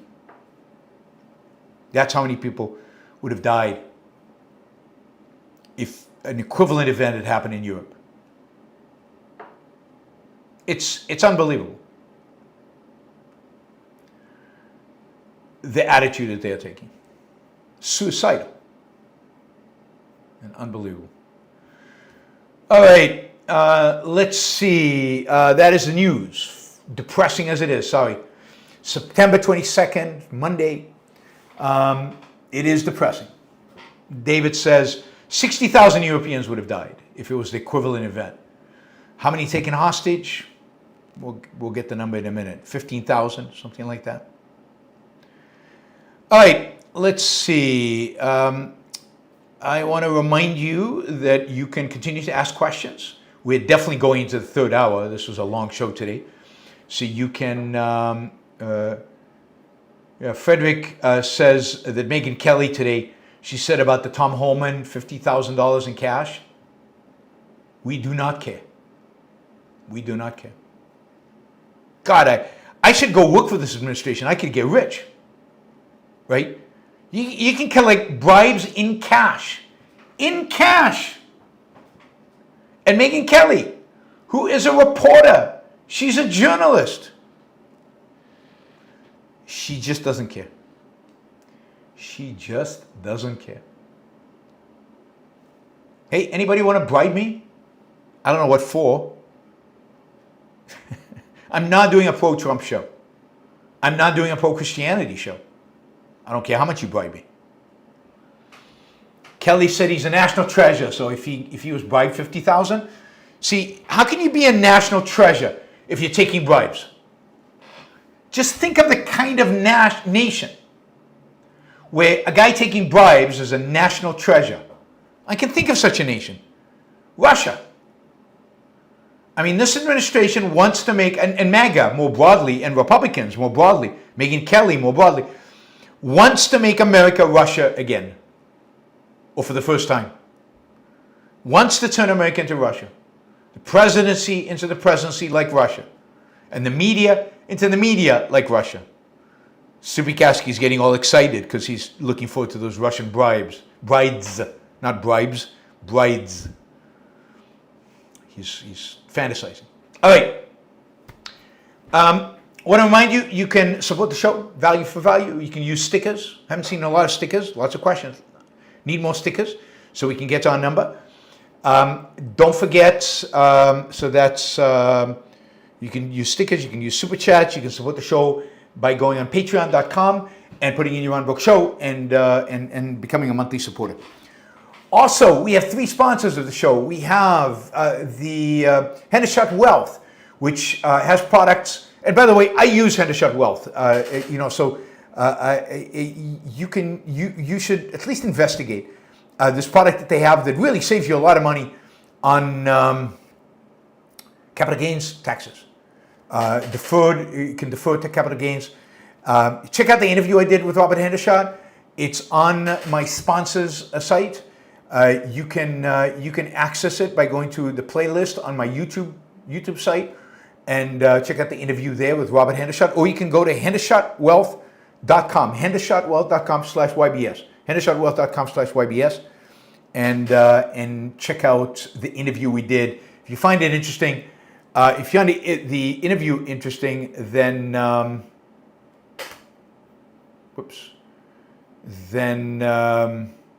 go to their website, set up an appointment, and talk to them. It's not going to be a hard sell, I promise.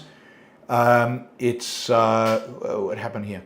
All right, and they are just going to see if they have something, they have a product that might be of interest to you, if it fits. If there's no fit, no sale. Alex Epstein, who is the #1 authority in the world on all things energy, climate change, fossil fuels, environmentalism, who is very involved with this administration in helping set or helping influence, let's say, energy policy. You should follow him. You'll learn a huge amount. He also does these talking points where he gives you kind of really how to address an issue, make you a better presenter, make you a better arguer, like with family and friends when you like do Thanksgiving dinner coming up soon, scaringly enough. So check him out, alexepstein.substack.com, alexepstein.substack.com. There's also an Alex AI where you can ask it questions and it responds as if it's Alex, because it's been trained on Alex.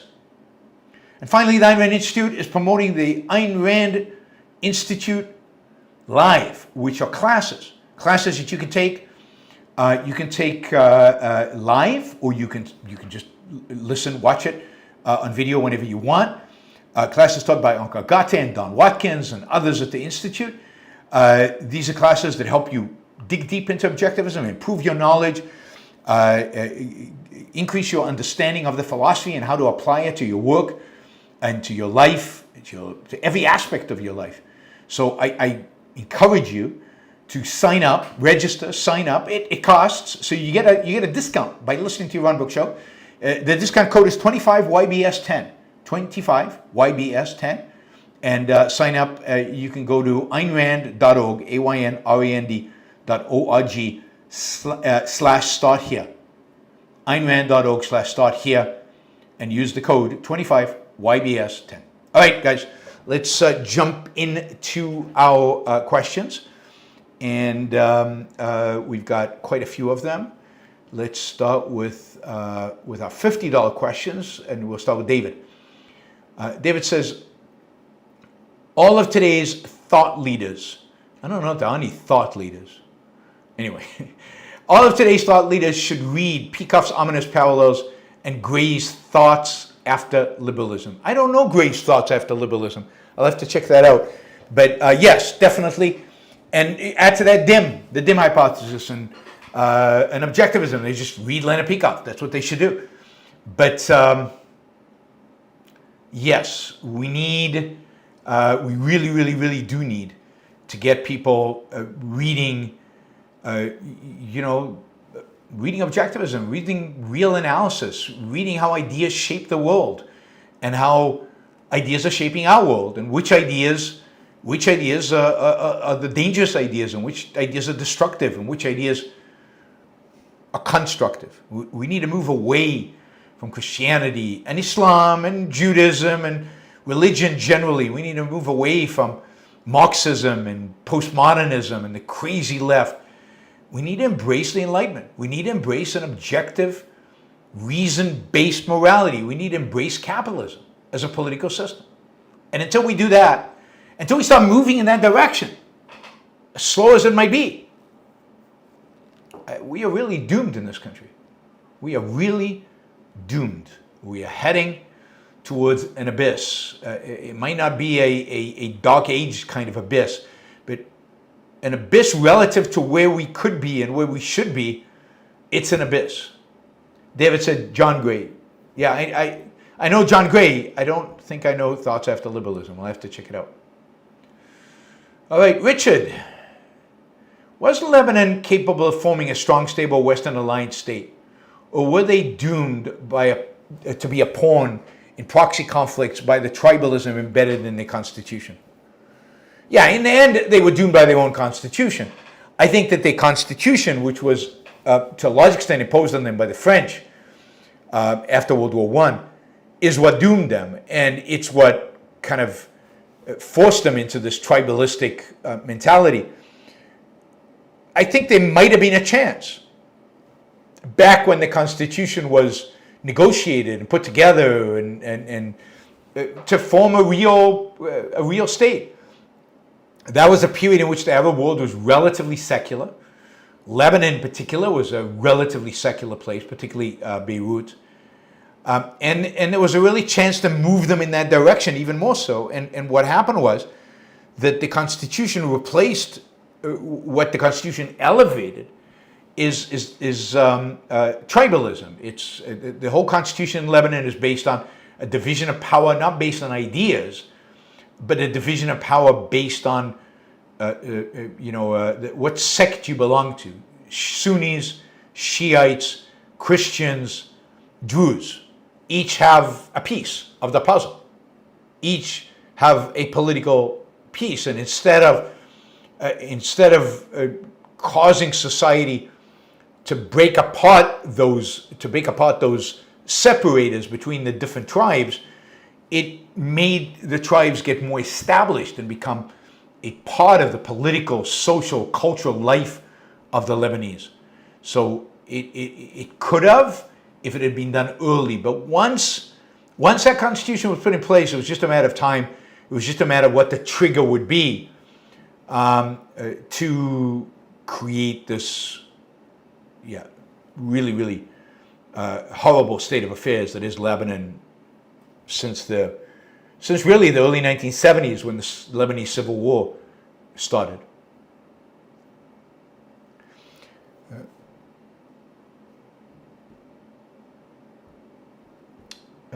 Is there any appetite for a more rational immigration system from either party? Is there any appetite for a more rational immigration system for either party? In polls, Americans seem to support reform that makes skilled immigration easier, even among Republicans, but obviously Trump and his administration are vile on this. No, I don't see any hope. Democrats pretend to be pro-immigration, but they're not really. All they can do is create chaos on the border. They can't actually propose a good, sane, proper immigration system.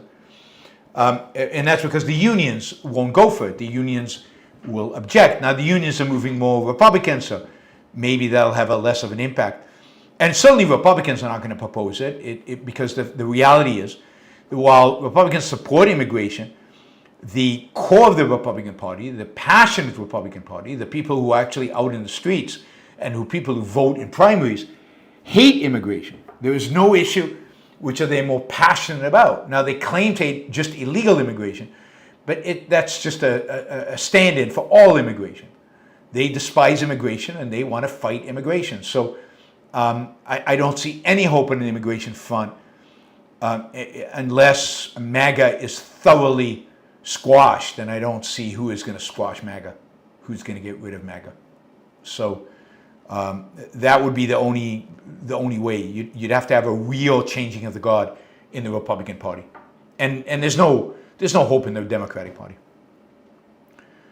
David, if so many politicians are corrupt, isn't it better that we know up front where they stand? Trump doesn't hide his misdeeds; he admits to them in public.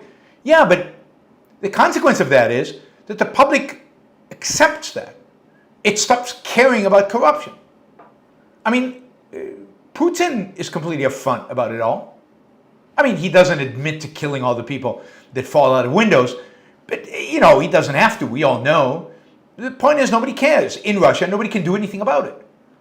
So, no, once it's gotten to a point where the corruption is such that it can be out in the open, that means the country is deteriorated beyond recognition. Because in the past, there was shame involved in corruption. And that is gone, completely gone. There's no shame, there's no embarrassment. And as a consequence, that just elevates and inspires and supports future corruption, worse corruption, and ultimately kind of the oligarchical system of Russia. I'm convinced that that's what they really want. Orban, who is the closest we have in the West to a Putin, that's what they admire. I mean, the right has been saying Orban is our model for a long, long time. And I think too many of us kind of said, oh yeah, but they don't really mean it. No, they mean it. And they want to turn America into Hungary or Russia, into a system with a centralized, powerful president with elections, but elections that are rigged to a large extent, or at least rigged in the way that the Central Power Authority controls the media and therefore controls the narrative, which is what happens in Hungary. So they still have elections, and they're probably not rigged elections, but there's no other voice other than the president's voice. There's an opposition that tries, but the media is 100% behind the leader. And if they're not, they get into trouble. So it's worse when politicians think that they can bring their corruption out into the open because nobody cares anymore. That is much, much, much worse. That is a sign of a culture being eviscerated, disappearing. Oops. Richard, $50. Thank you, Richard. Three $50 questions. Really appreciate it. Was Bush serious about privatizing Social Security or immigration reform? I know he advocated these things and ran on them, but wasn't able to pass either in his second term. I think he was. He certainly was. He was serious about privatizing Social Security. That sounds a lot better than it was. It was privatizing a slight sliver of Social Security. It was a small part of Social Security. It was very small. It wasn't a major deal. He probably would have wanted something even bigger than that. Was he serious about immigration reform? Yeah, I think he was, particularly immigration reform. But the Republicans, in the end, bailed on him, and he couldn't get enough Democrats to support it because Democrats don't support immigration. And too many Republicans opposed it, so he couldn't get it passed. And the same in the end with Social Security. The political damage, the political hit that the Republicans took for even talking about it was such that they wouldn't touch it. Even though it was trivial, it was minor, it was little, it was almost insignificant.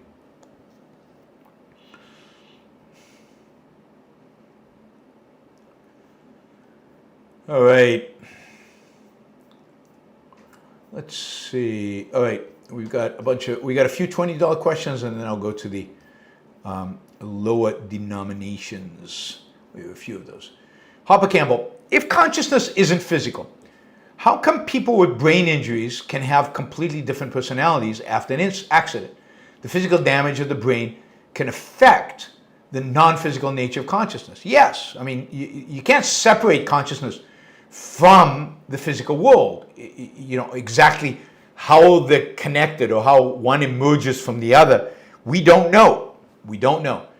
But there's no question that there's a deep connection between the two.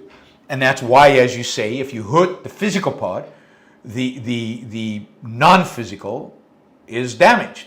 Something changes. Something is wrong with it. And indeed, when you enhance the physical part, you can enhance so the one is an expression of the other. You can't, this is why consciousness cannot exist without a body. It's part of the body. It's part of your physical, but it's not physical in and of itself. It's a feature of the physical.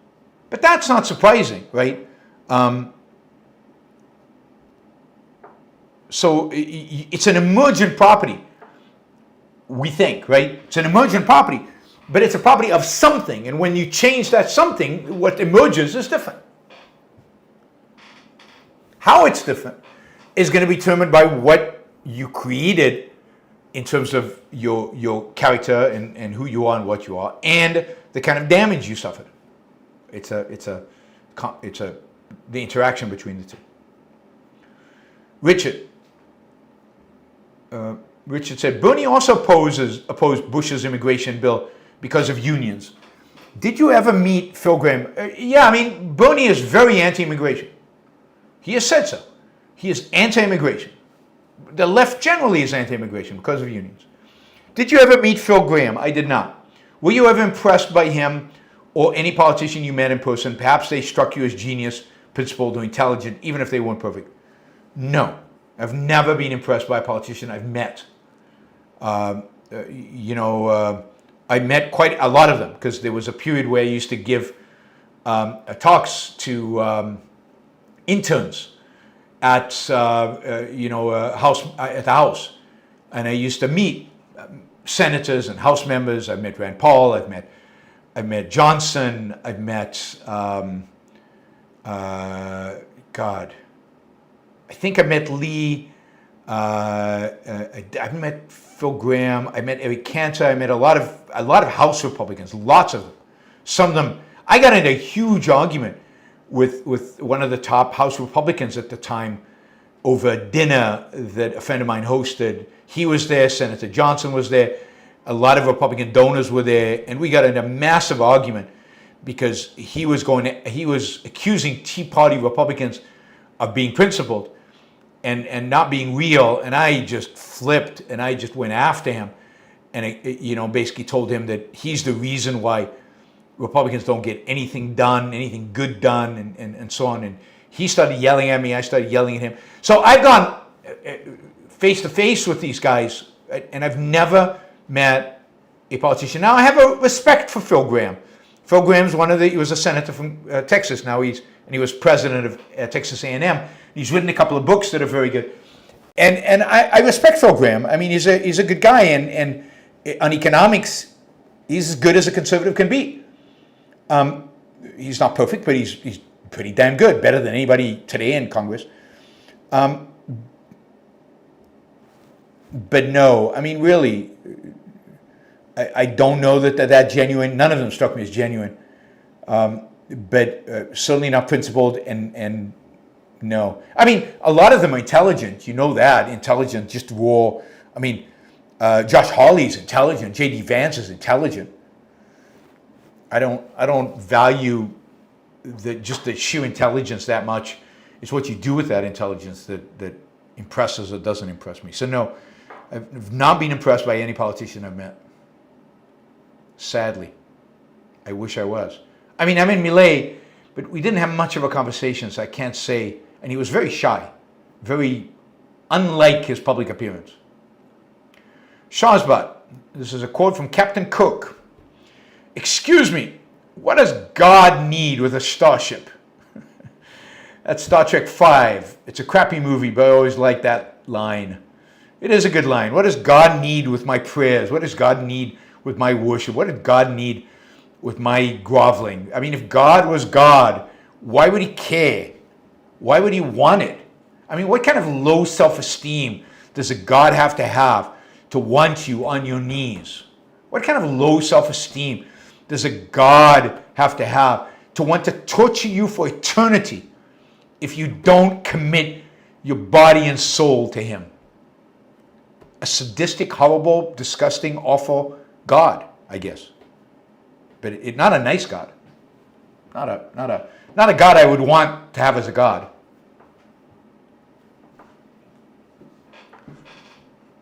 I mean, even if God exists, I don't like him. David, here's an idea. Create a third party and call it the Centrists. A majority of Americans support centrist politics. I mean, people have tried. They tried before the last election.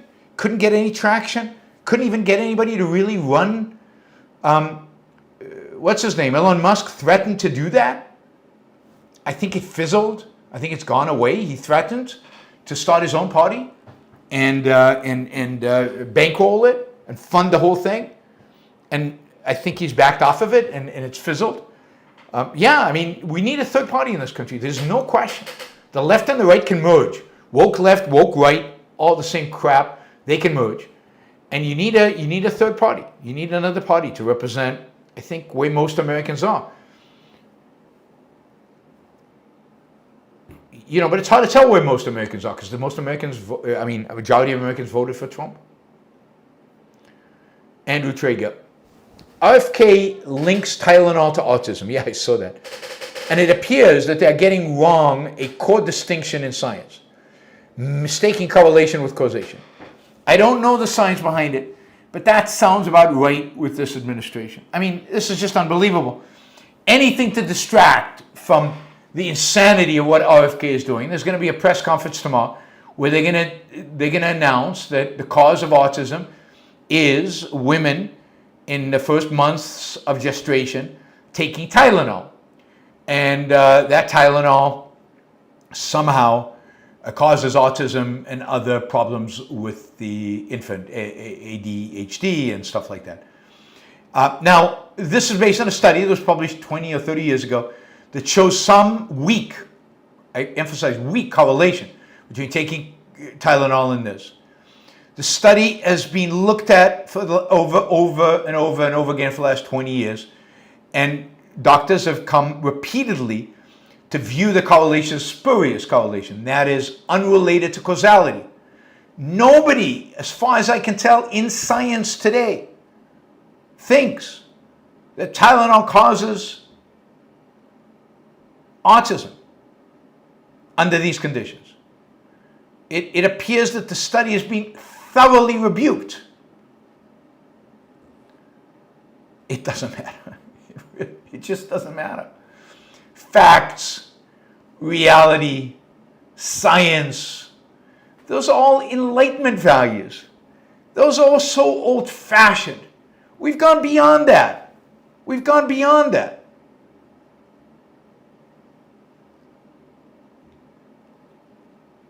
And the reality is that they don't care one iota about science or facts, and they're just making it up as they go along. And they'll, I don't remember who makes Tylenol. Is it Johnson & Johnson? They'll go after the company, a good, unbelievable, productive company, and they'll blacklist it like they do, like the left does, and so on. John, who is always present here in order to accuse me of making stuff up, says Bernie Sanders abandoned his support for anti-immigration stance when he decided to run for president. Just check his website. When he ran for president, he had an interview with the leftist. The guy who just wrote Abundance on the left, I forget his name. Anyway, the guy asked him directly about open immigration, about huge numbers of immigrants. And Bernie was, and I can find the link and I can share the link if anybody doesn't believe me and needs evidence of me not making stuff up, as John would suggest. Ezra Klein, thank you, Ian. Ezra Klein. He did an interview with Ezra Klein. You can find it online. It's easy to find. And he said, he came out supporting immigration, but not too much because, and he said, I've never been a big supporter of mass migration or open immigration because it lowers the wages of the working class and I'm for the working class. So look, you can accuse me of a lot of things, but I don't make stuff up. I don't make stuff up. And the reality is, make a list of all the things that you think I've made up. And I'll give you sources, I'll give you references for every single frigging one of them. So you wanna call me a liar? You wanna call me a liar? Then you bring it on. I'll debate any one of you on the accuracy of the things that I say. I'll send you receipts, I'll send you links, I'll send you studies. It's easy to get on a chat, and I don't know who this John Davis is. Probably will never meet him. Maybe I have met him, who knows.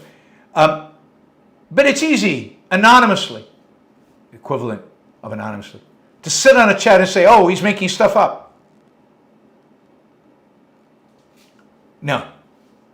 Bernie Sanders is not pro-immigration. He's pro-more immigration. Yeah, sure. But he's not pro-immigration. Not the way I mean pro-immigration.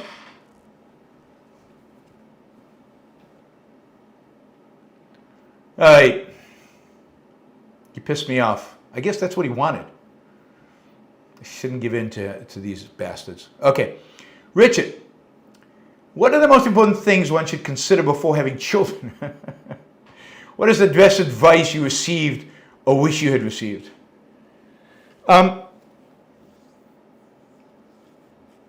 God, I don't know. I mean, it's a tough question. There's a lot you can say about it. I mean, first you have to realize just the sheer amount of work that's involved. Having children is going to be the biggest commitment you make in your life. You're going to spend 18 years with them being your responsibility. They're your responsibility, like it or not. You signed that contract. You took that on. And that's a huge burden. It's not easy. You have to remember that children are not computers that you program. You will not get the child that you wish to have. They make choices. They decide stuff. You don't. You can be the best parent in the world, and your children could come out lousy, can come out horrible.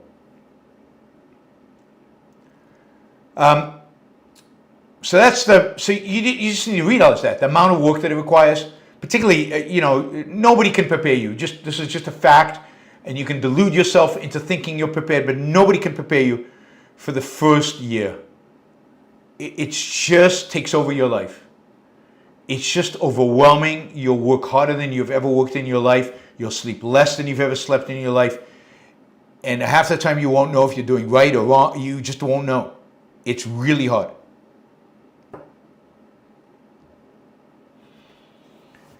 But it's and you can't be prepared for that. I mean, Leonard Peikoff once said that evolution made a mistake by requiring one man and one woman to have a baby. He thought they should, I mean, he was joking, but I think you'll get the point. He thought that babies should be a product of orgies, so that babies required many parents, because two people were not enough to take care of a baby. That's after his experience with a baby. I mean, a lot of work.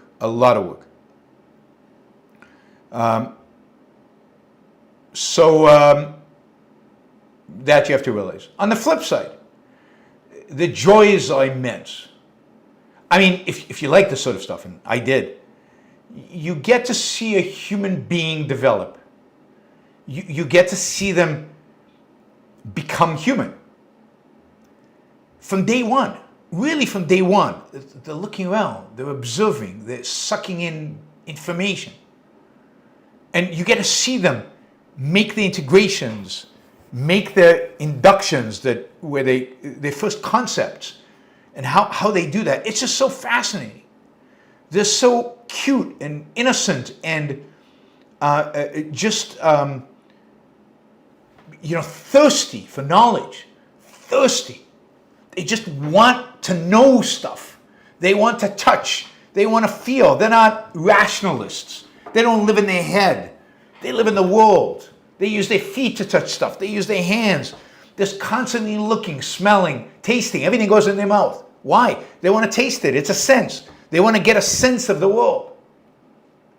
I mean, observing babies is just one of the most magical, amazing, wonderful, inspiring things you will ever do. And they're yours. And that makes it all the more. So having children is just, if you engage yourself in that process, it's just amazing. And then as they grow, they attain more and more cognitive skills. They become more and more conceptual. You start having these wondrous, fabulous discussions, conversations with them. And of course, it's scary because you realize that the things you're saying have a huge impact on them and the way you say it. And it's hard. They're also, they challenge you intellectually, but also physically and mentally and psychologically.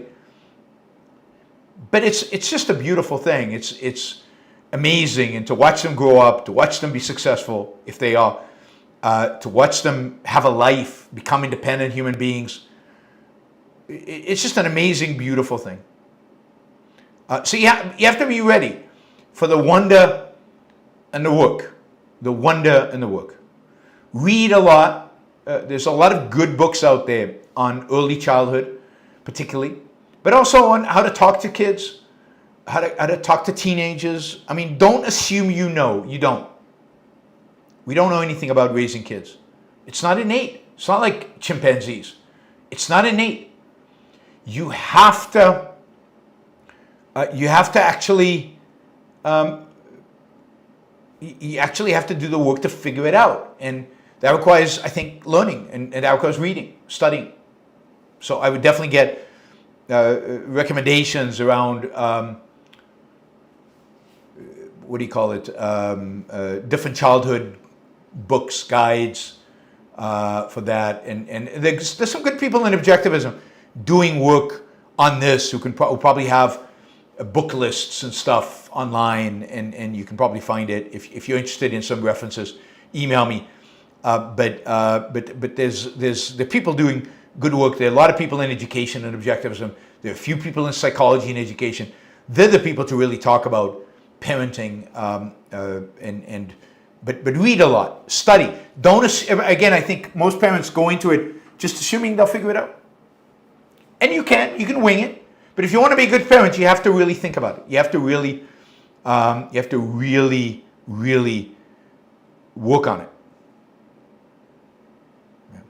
I love being a father, particularly when they were young. I found it more difficult when they were teenagers, but when they were young, I loved it. It was a huge amount of fun, I love babies. I generally love little kids.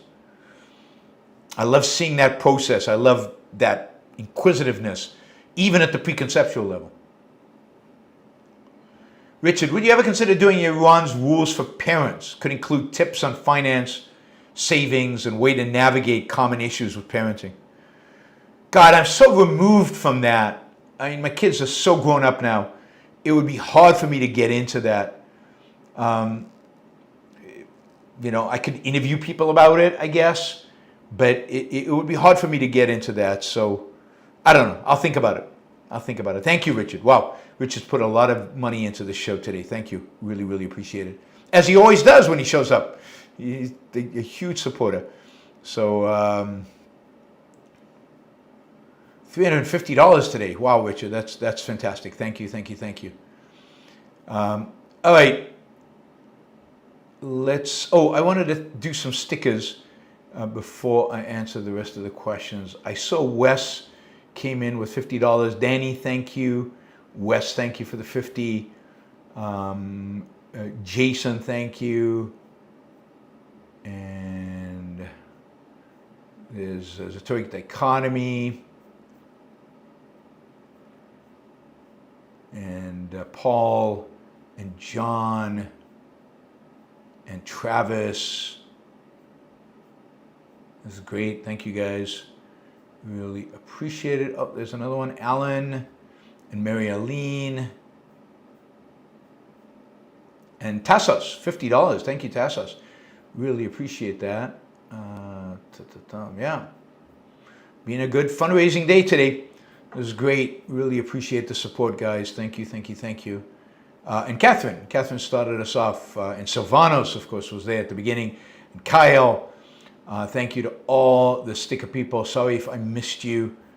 I appreciate all of you. Thank you for the support, whatever amount it was. All right, Neil. What happened to Vincent Geloso interview? It will happen. After I get back home, I'll start coordinating interviews. We'll start interviews in October. I'm traveling a lot in October, November, but we'll squeeze some in, and definitely in December we'll have interviews. So the challenge is my time. Liam, $100,000 H1B is a DEI program for American citizens. Will innovation in tech now be completely hampered? Not completely, but it will be hampered. There's no question. Now, again, they're going to give exclusions. They're going to give all kinds of stuff like that. So who knows how it'll play out. But yes, this is a bill that immediately reduces innovation, reduces future economic growth in the United States, This is an executive order that is destructive. It has no upside and lots of downside. And you'll see the downside. You'll see the downside in the stagnation that is coming, in the stagnation we're already living in, but it's going to get worse. And in the success of China and potentially other countries around the world that, in spite of the fact that they're hampered by their own central planning, at least are not stupid enough to alienate talent. We have a uniquely stupid administration. Uniquely stupid in that it is alienating global talent. The people who've made this country the success that it is, they're alienating those people, and we will pay a heavy price for that. And Americans who support this are just blinded. Richard, what do you think of Palmer Luckey? I saw an interview with him recently and think he seems extremely smart, and I love his Silicon Valley energy.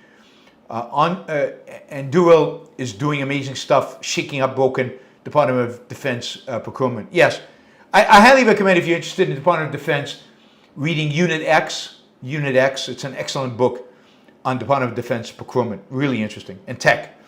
Anyway, from what I know, Palmer Luckey seems like a really fascinating guy. He started his first company, he was a teenager, and he basically built the virtual reality goggles that he then sold to Facebook. Was basically forced out of Facebook, from what I hear, because of his politics, because he was more right-wing than the people who were more, I don't know exactly in what way right-wing, but he wasn't buying into the left-wing stuff that was being advocated at Facebook at the time. And he was kind of forced out of it. He was forced out, but because he had sold the company, he was already a billionaire. He went on to start Anduril. He got money from, I think, Peter Thiel and others to start Anduril, but of course he also had money to be a defense contractor, and he's done phenomenally well at that. He's still, in his 20s? He's still a young kid, incredibly smart, incredibly energetic, got a Silicon Valley mentality.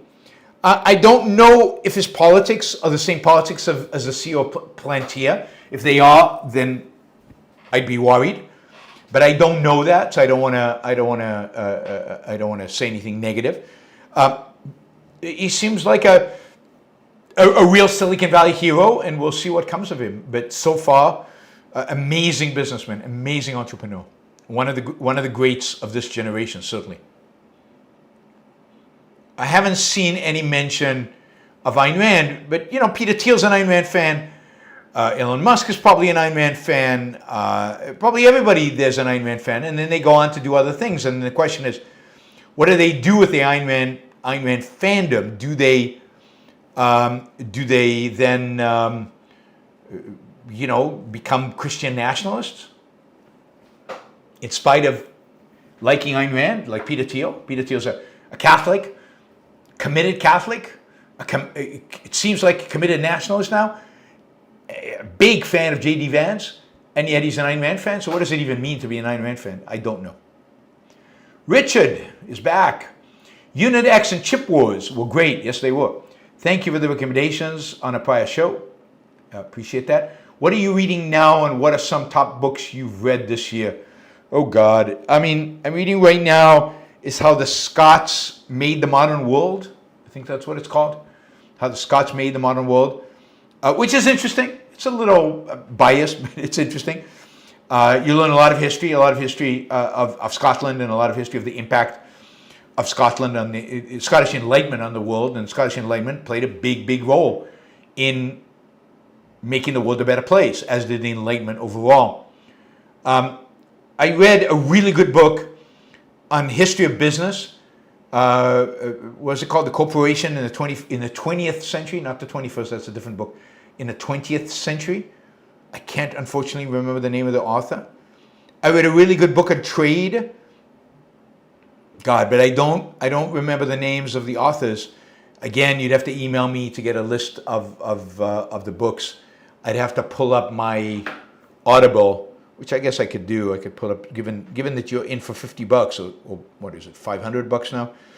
I can, at least I can do is pull up Audible. Audible. Let's see, library. So it's How the Scots Invented the Modern World by Arthur Herman is what I'm reading right now. Almost finished it. I'm on the final 11 minutes. Let's see, where's my library? That's not what I want. Oh, okay.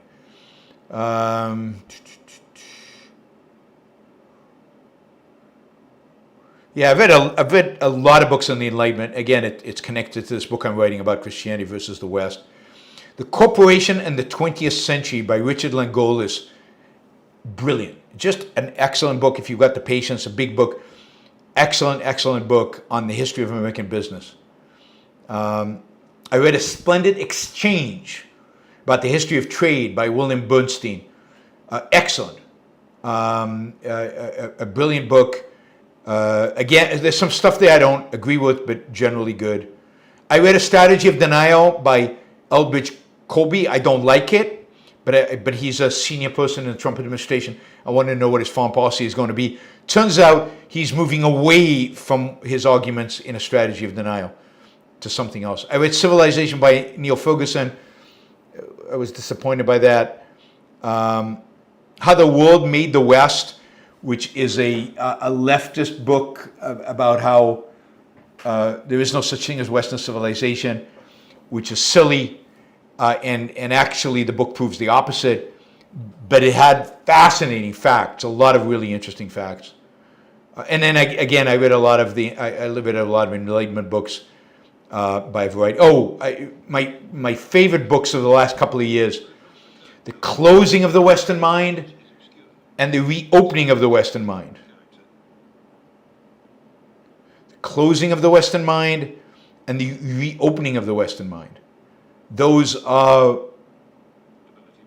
if you're interested in intellectual history, those are two great books, not just good books, great books, and really a foundation for, well, not a foundation. I mean, they affirmed and solidified my disdain for Christianity. And this is a well-known historian. They're really good. They're really, really good. Anyway, those are some of the books. Let's see. Richard also asks, I have to read How the Scots Made the Modern World. The author, Arthur Herman, wrote an amazing book called Freedom's Forge, yes, about the private sector's role in World War II. Herman also wrote a great biography of Douglas MacArthur. His best book, a brilliant book, for this he will go to heaven, just for this, is The Cave and the Light, which I've read twice now, which is just brilliant. If you haven't read The Cave and the Light, Richard, before the Scots made the modern world, much more important and much better is The Cave and the Light by Arthur Herman, which is the story of Western civilization, explained through the prism of the battle between Aristotle and Plato, which is exactly Ayn Rand's point about history. And Herman makes it real, makes her generalized point with some examples. He fleshes out, and he actually cites Ayn Rand. That is, he's got a section, a couple of paragraphs on Ayn Rand in the book. So really good. So Cave and the Light, if you haven't read that, that is a must for anybody interested in intellectual history. Again, before Scots made the modern world, The Cave and the Light. That would be, together with The Opening and the Closing of the Western Mind, at the top of my list to read on intellectual history. Richard must have gotten a raise at work, working at a law firm. I really appreciate all the support, Richard. Thank you. I don't think he's made of money. Richard works hard for his money.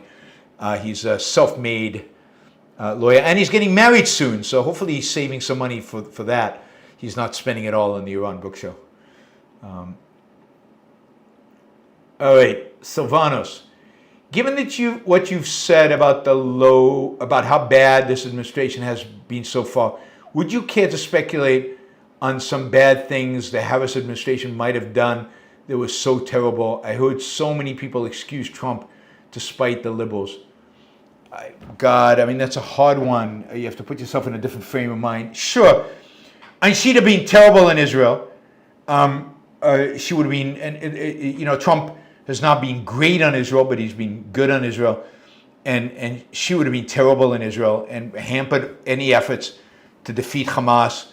She would have been much worse than Biden and forced Israel, I think, ultimately to negotiate a deal with Hamas, which would have really done harm to Israel over the long run.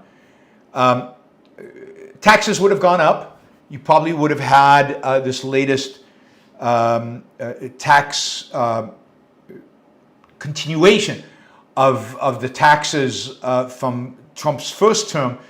I don't think she would have allowed it all to go up, to go away. But I think the corporate tax would have gone up from 21%, maybe 27, 28%.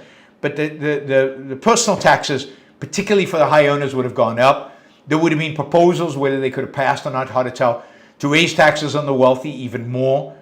There might have even been proposals for a wealth tax, but that's dubious because it's probably not constitutional. What else would she have done really, really bad? She would have been better on Ukraine than Trump.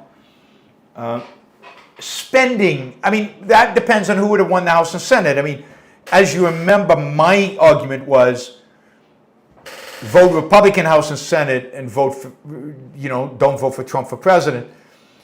So if you had a Republican House and Senate, I believe spending would actually be lower than it is under Trump. And deficits would be lower under Trump because you'd get more tax revenue and less spending. What else would she have done that's bad? Oh, antitrust. Well, antitrust bad under Trump as well. Environmentalism. The environmentalist agenda would have gotten a huge boost. Even though I think she would have continued Biden's policy of allowing drilling. Biden ultimately was allowed a lot of drilling. She would have continued that, I think. And here John Davis can tell me I'm full of it, but this is fact. More oil was drilled in the United States under Biden than at any point in American history. And more than today, because it's gone down because the price has come down. Less incentive to drill. I think those are the biggies, right? In foreign policy, Israel would have been a big deal. She would have been tougher on China than Trump and tougher on Russia than Trump. She would have been bad on Israel. And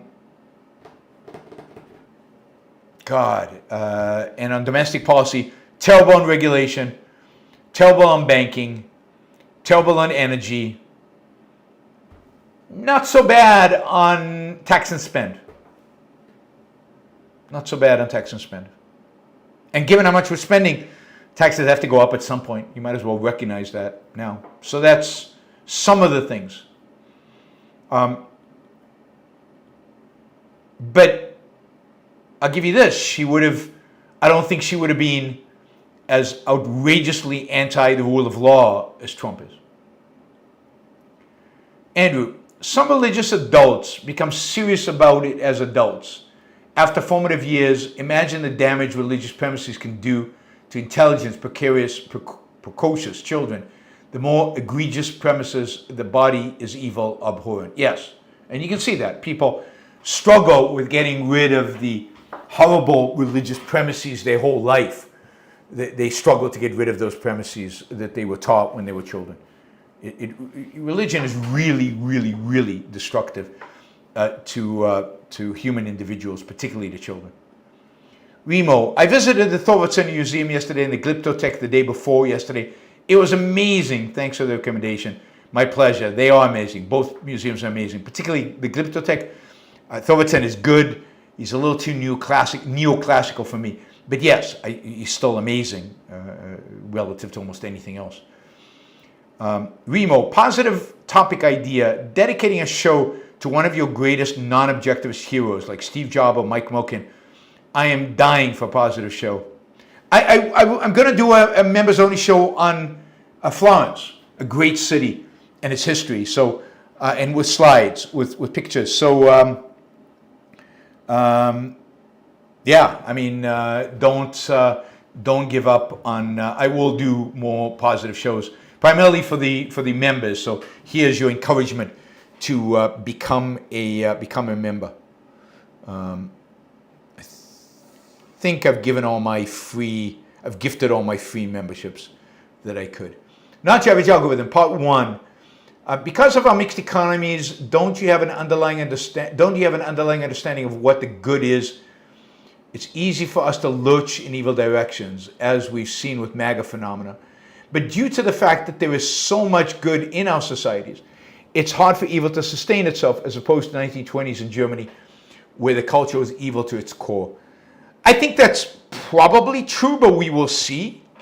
It's going to be tough. It's going to be hard to sustain the kind of damage that we're seeing right now.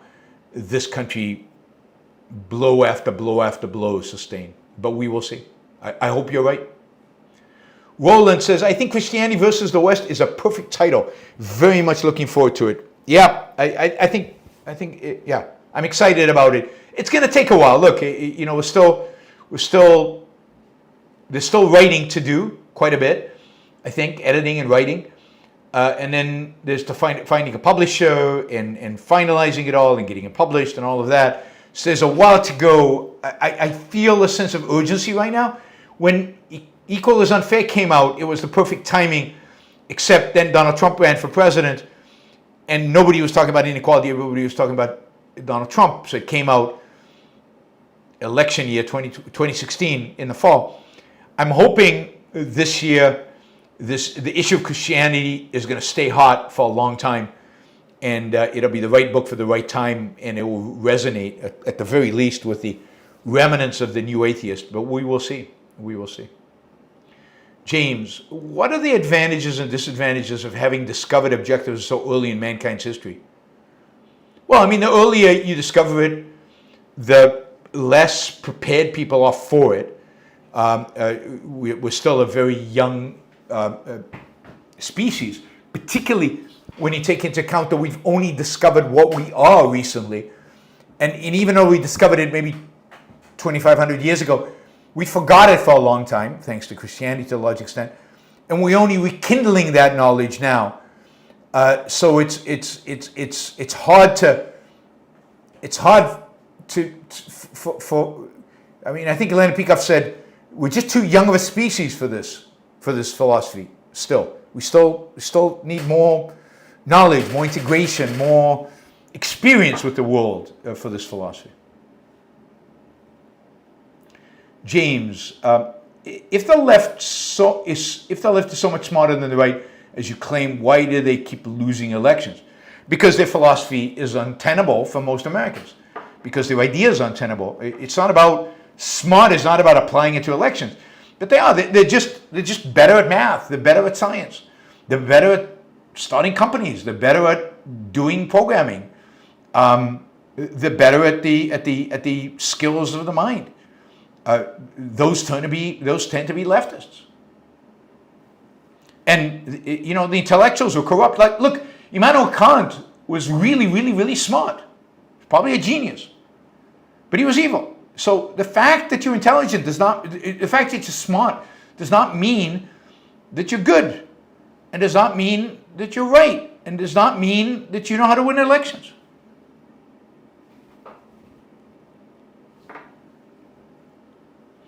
Cook. A few years ago, Charlie Cook completely 180'd his view on the separation of church and state, saying that the separation was a fabrication. Yeah, I mean, a few years ago, Charlie Cook did a huge 180 on a lot of things, capitalism, for example. And yeah, I mean, he became a Trumpist. And he adopted Christian nationalism, in a sense, over the years. And that's why I said Charlie Cook's ideas were really, really bad. They had been better and were becoming worse.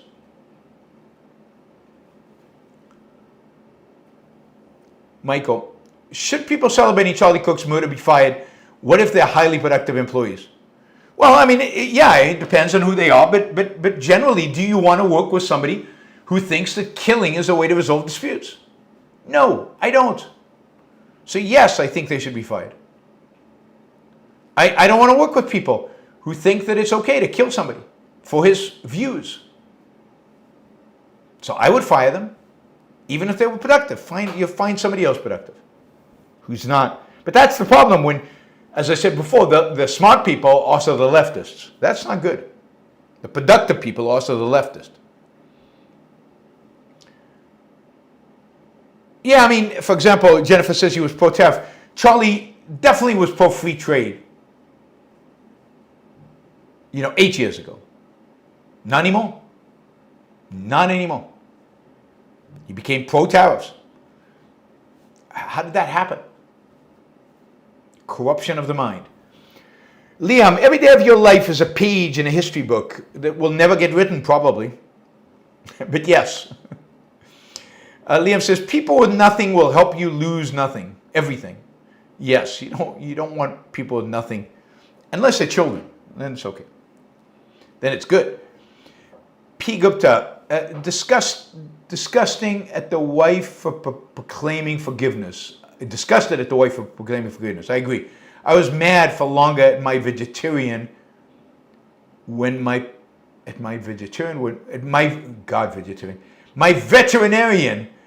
pet dog died because of wrong diagnosis. Yeah, I know. I think I don't understand forgiveness, the whole idea of forgiveness, without something to cause you to forgive, without somebody admitting their mistake and showing remorse and compensating for the damage. There is no forgiveness. Anonymous user, isn't this visa reform just going to encourage illegal immigration? All the legal ways are fading away. What it'll really encourage is people to work from outside the country, to go work for foreign companies or to work for American companies, but not in their offices in America. 5 years from now, you might see, or maybe next year, you might see OpenAI move its research division to Vancouver, Canada. Because in Vancouver, Canada, it will be able to hire a talent from all over the world. And in Silicon Valley, it can't. That's what will happen. Companies will move their important functions outside of the United States.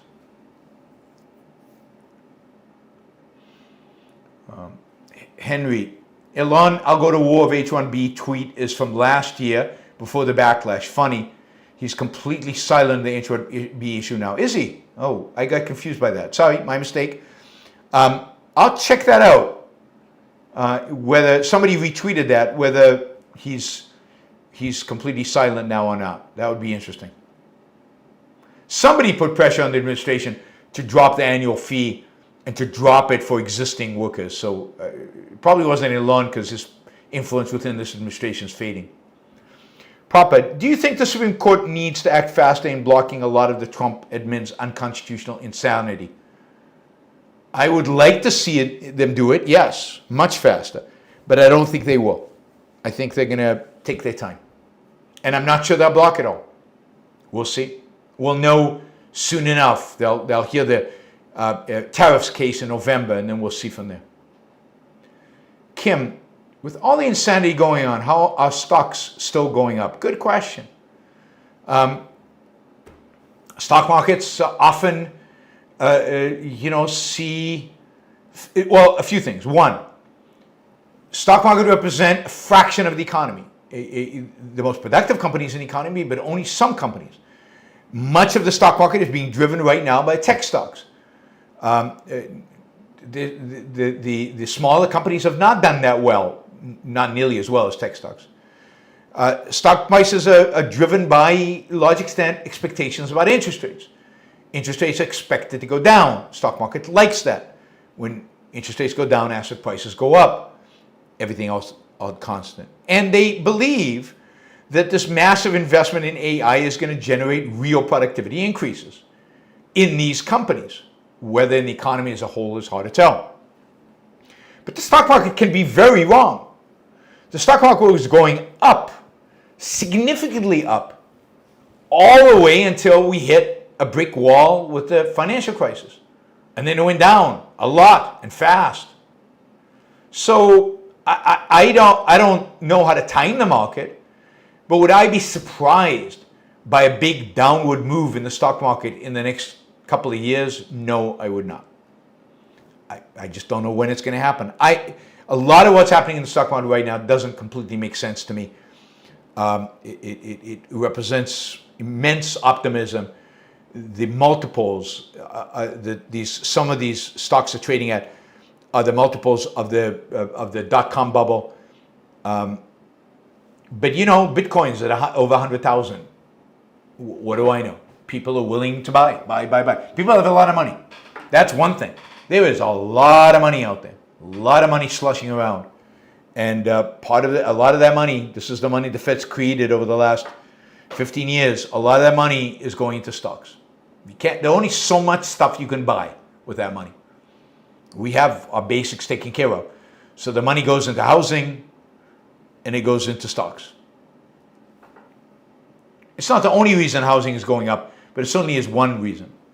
Long term, what's the greater threat to Europe, Christianity or Islam? It's not even close. Christianity is a much bigger threat. That is, Christianity is going to take care of Islam. I've said this over and over and over again. You saw the march in London recently. You saw how Reform is being successful. Reform is going to do what they can to crush the influence of Islam.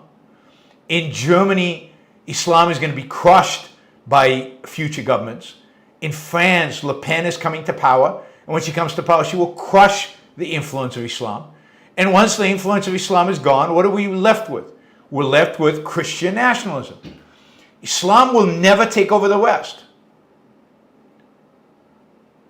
But Christianity might. Islam is a foreign element which the West will reject. Christianity, they think, is part of them. They think it's what they are. They think that the West is Christianity. So they will embrace it. The result is not the same. Islam right now is worse. But Christianity in its form, in the form that Putin and Orban and these Catholics, the integralists in America and elsewhere take it, that Christianity is a disaster for Western civilization. It's the decline and the Western civilization receding. Why am I giving credence to Ayaan Hirsi Ali? I'm saying Christianity is worse than Islam. And she says, no, I must become a Christian to fight Islam. My book, the new book with Don Watkins, is basically an answer to Ayaan Hirsi Ali. It's basically taking her on and saying, oh no, Western civilization is not Christianity, and Christianity is never the answer for these things. Now, in that sense, yeah, but I don't think you need Christianity to fight Islam. I think Western civilization, Enlightenment values, a much better way to fight Islam, and not suffer Christian theology or Dark Ages for it. I don't know that we'll go to Dark Ages, but authoritarianism, Christian authoritarianism for it. The best way to fight Islam is with Western values. That is with reason, with self-interest, with individual rights, with science. That's the way you fight Islam. And by kicking them out if you need to. I have no problem with kicking them out. You don't need Christianity for that. You just need to have balls for that. And you don't need Christianity to have balls.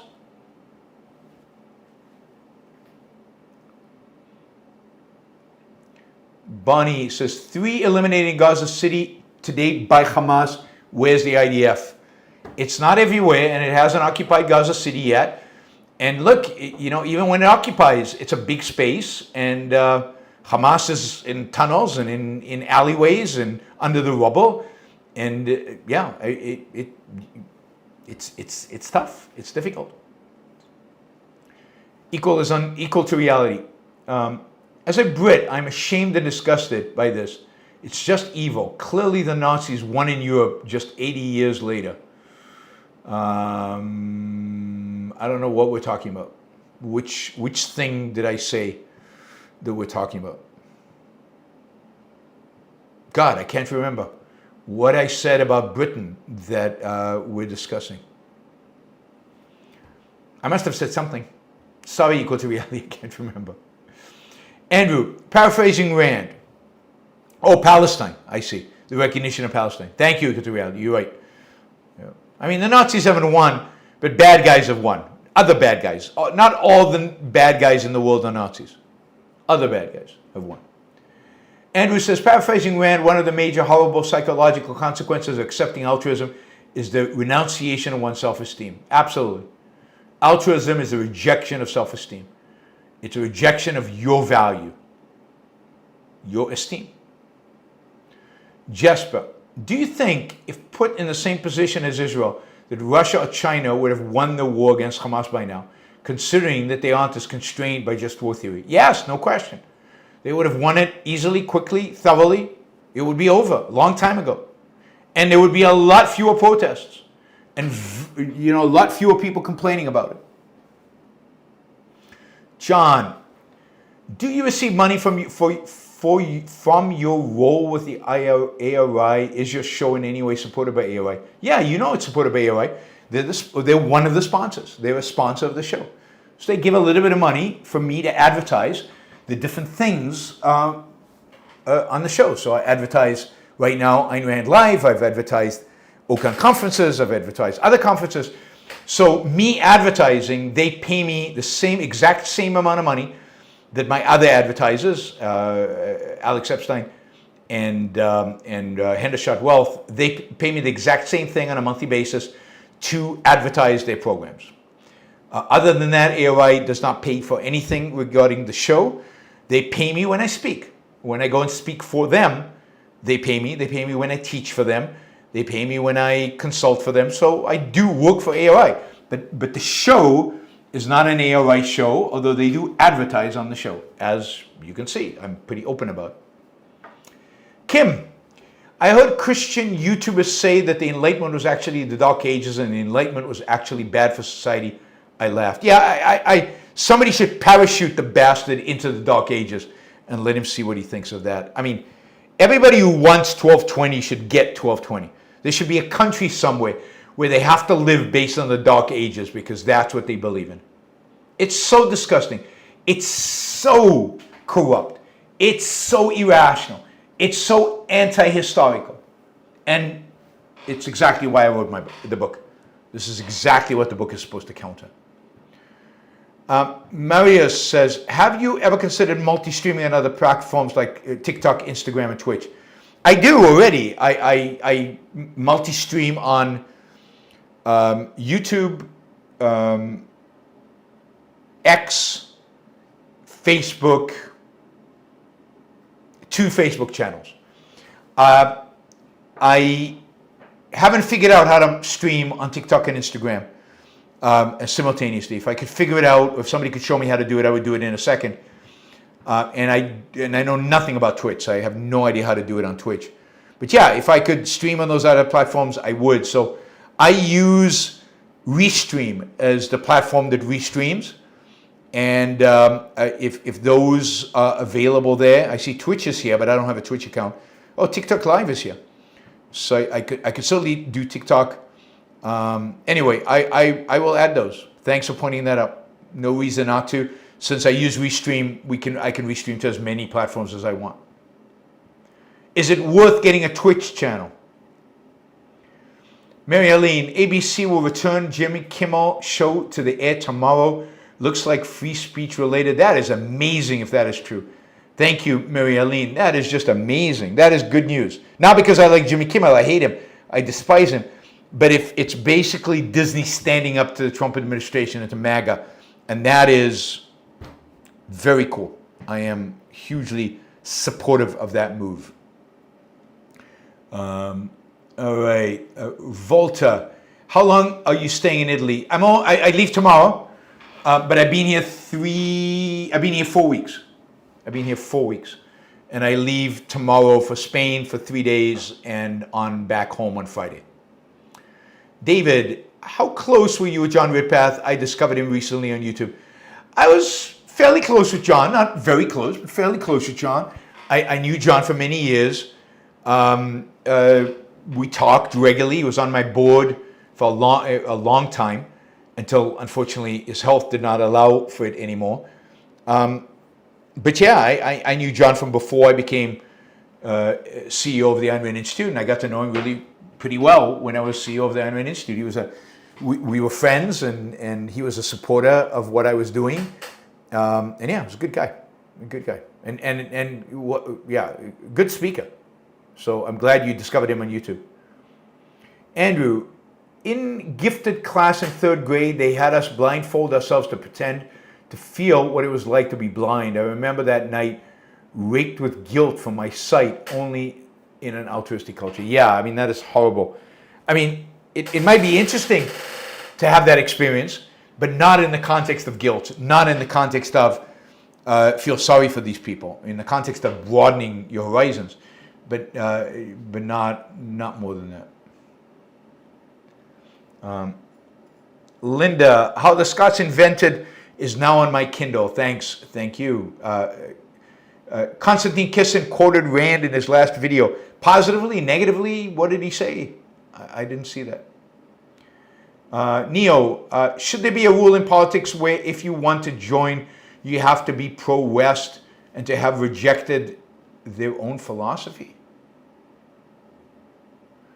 No, I mean, political parties can create whatever rules they want, and it would be great if there was a Western civilization party that had that as a rule. But no, I don't think in politics you'd have to do that.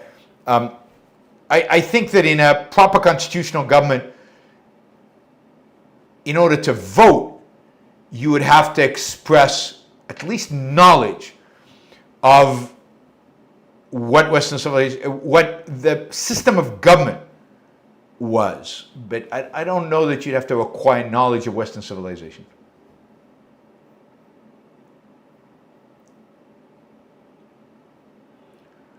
I like numbers. Thoughts on Destiny being demonetized on YouTube? I have no thoughts on it because I don't really know why they demonetized him. So it's really a question of why they did it. But YouTube is a private company. They can do whatever they want. They can demonetize me. I am incredibly thankful to YouTube. Whether it was the right decision or wrong decision, I don't know because I don't know the facts. I know that legally and morally they have every right to do what they want. But the question is, was it just? And I don't know the answer to that because I need to know what happened. So I will look into it. Thanks for pointing it out. Friend Harper, thank you for the sticker. Guys, you were incredibly generous today, particularly Richard and David. Thank you guys. That was incredible. And there will be no show tomorrow for sure. And no show Thursday and Friday for sure. Maybe I'll be able to do a show Wednesday from my hotel room in Madrid. Wednesday, I'm going to the opera. I'm going to see Othello by Verdi, one of my favorites. So we're going to see that in Madrid. And then Friday, I'm flying home, so I'll be on a plane. And then definitely there's a show on Saturday. We'll have an AMA on Saturday. So anybody who wants to participate live on video, you should get an email. And if you make a $25 contribution, sign up on Patreon for $25, on PayPal for $25, you will get invited. So you've got a few days to do that, $25 on Patreon or PayPal, and you will get invited. And I'll see you Saturday, probably do a show Saturday, maybe Sunday, and then next week will be normal until I travel again, which is soon. October is going to be a mess. I'm going to be in and out constantly. And it's going to be a mess. The traveling is not going to be fun.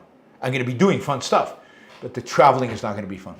All right, guys, I will see you all on Saturday, maybe before, but certainly on Saturday. Bye, everybody. And thank you. You guys were incredibly generous today.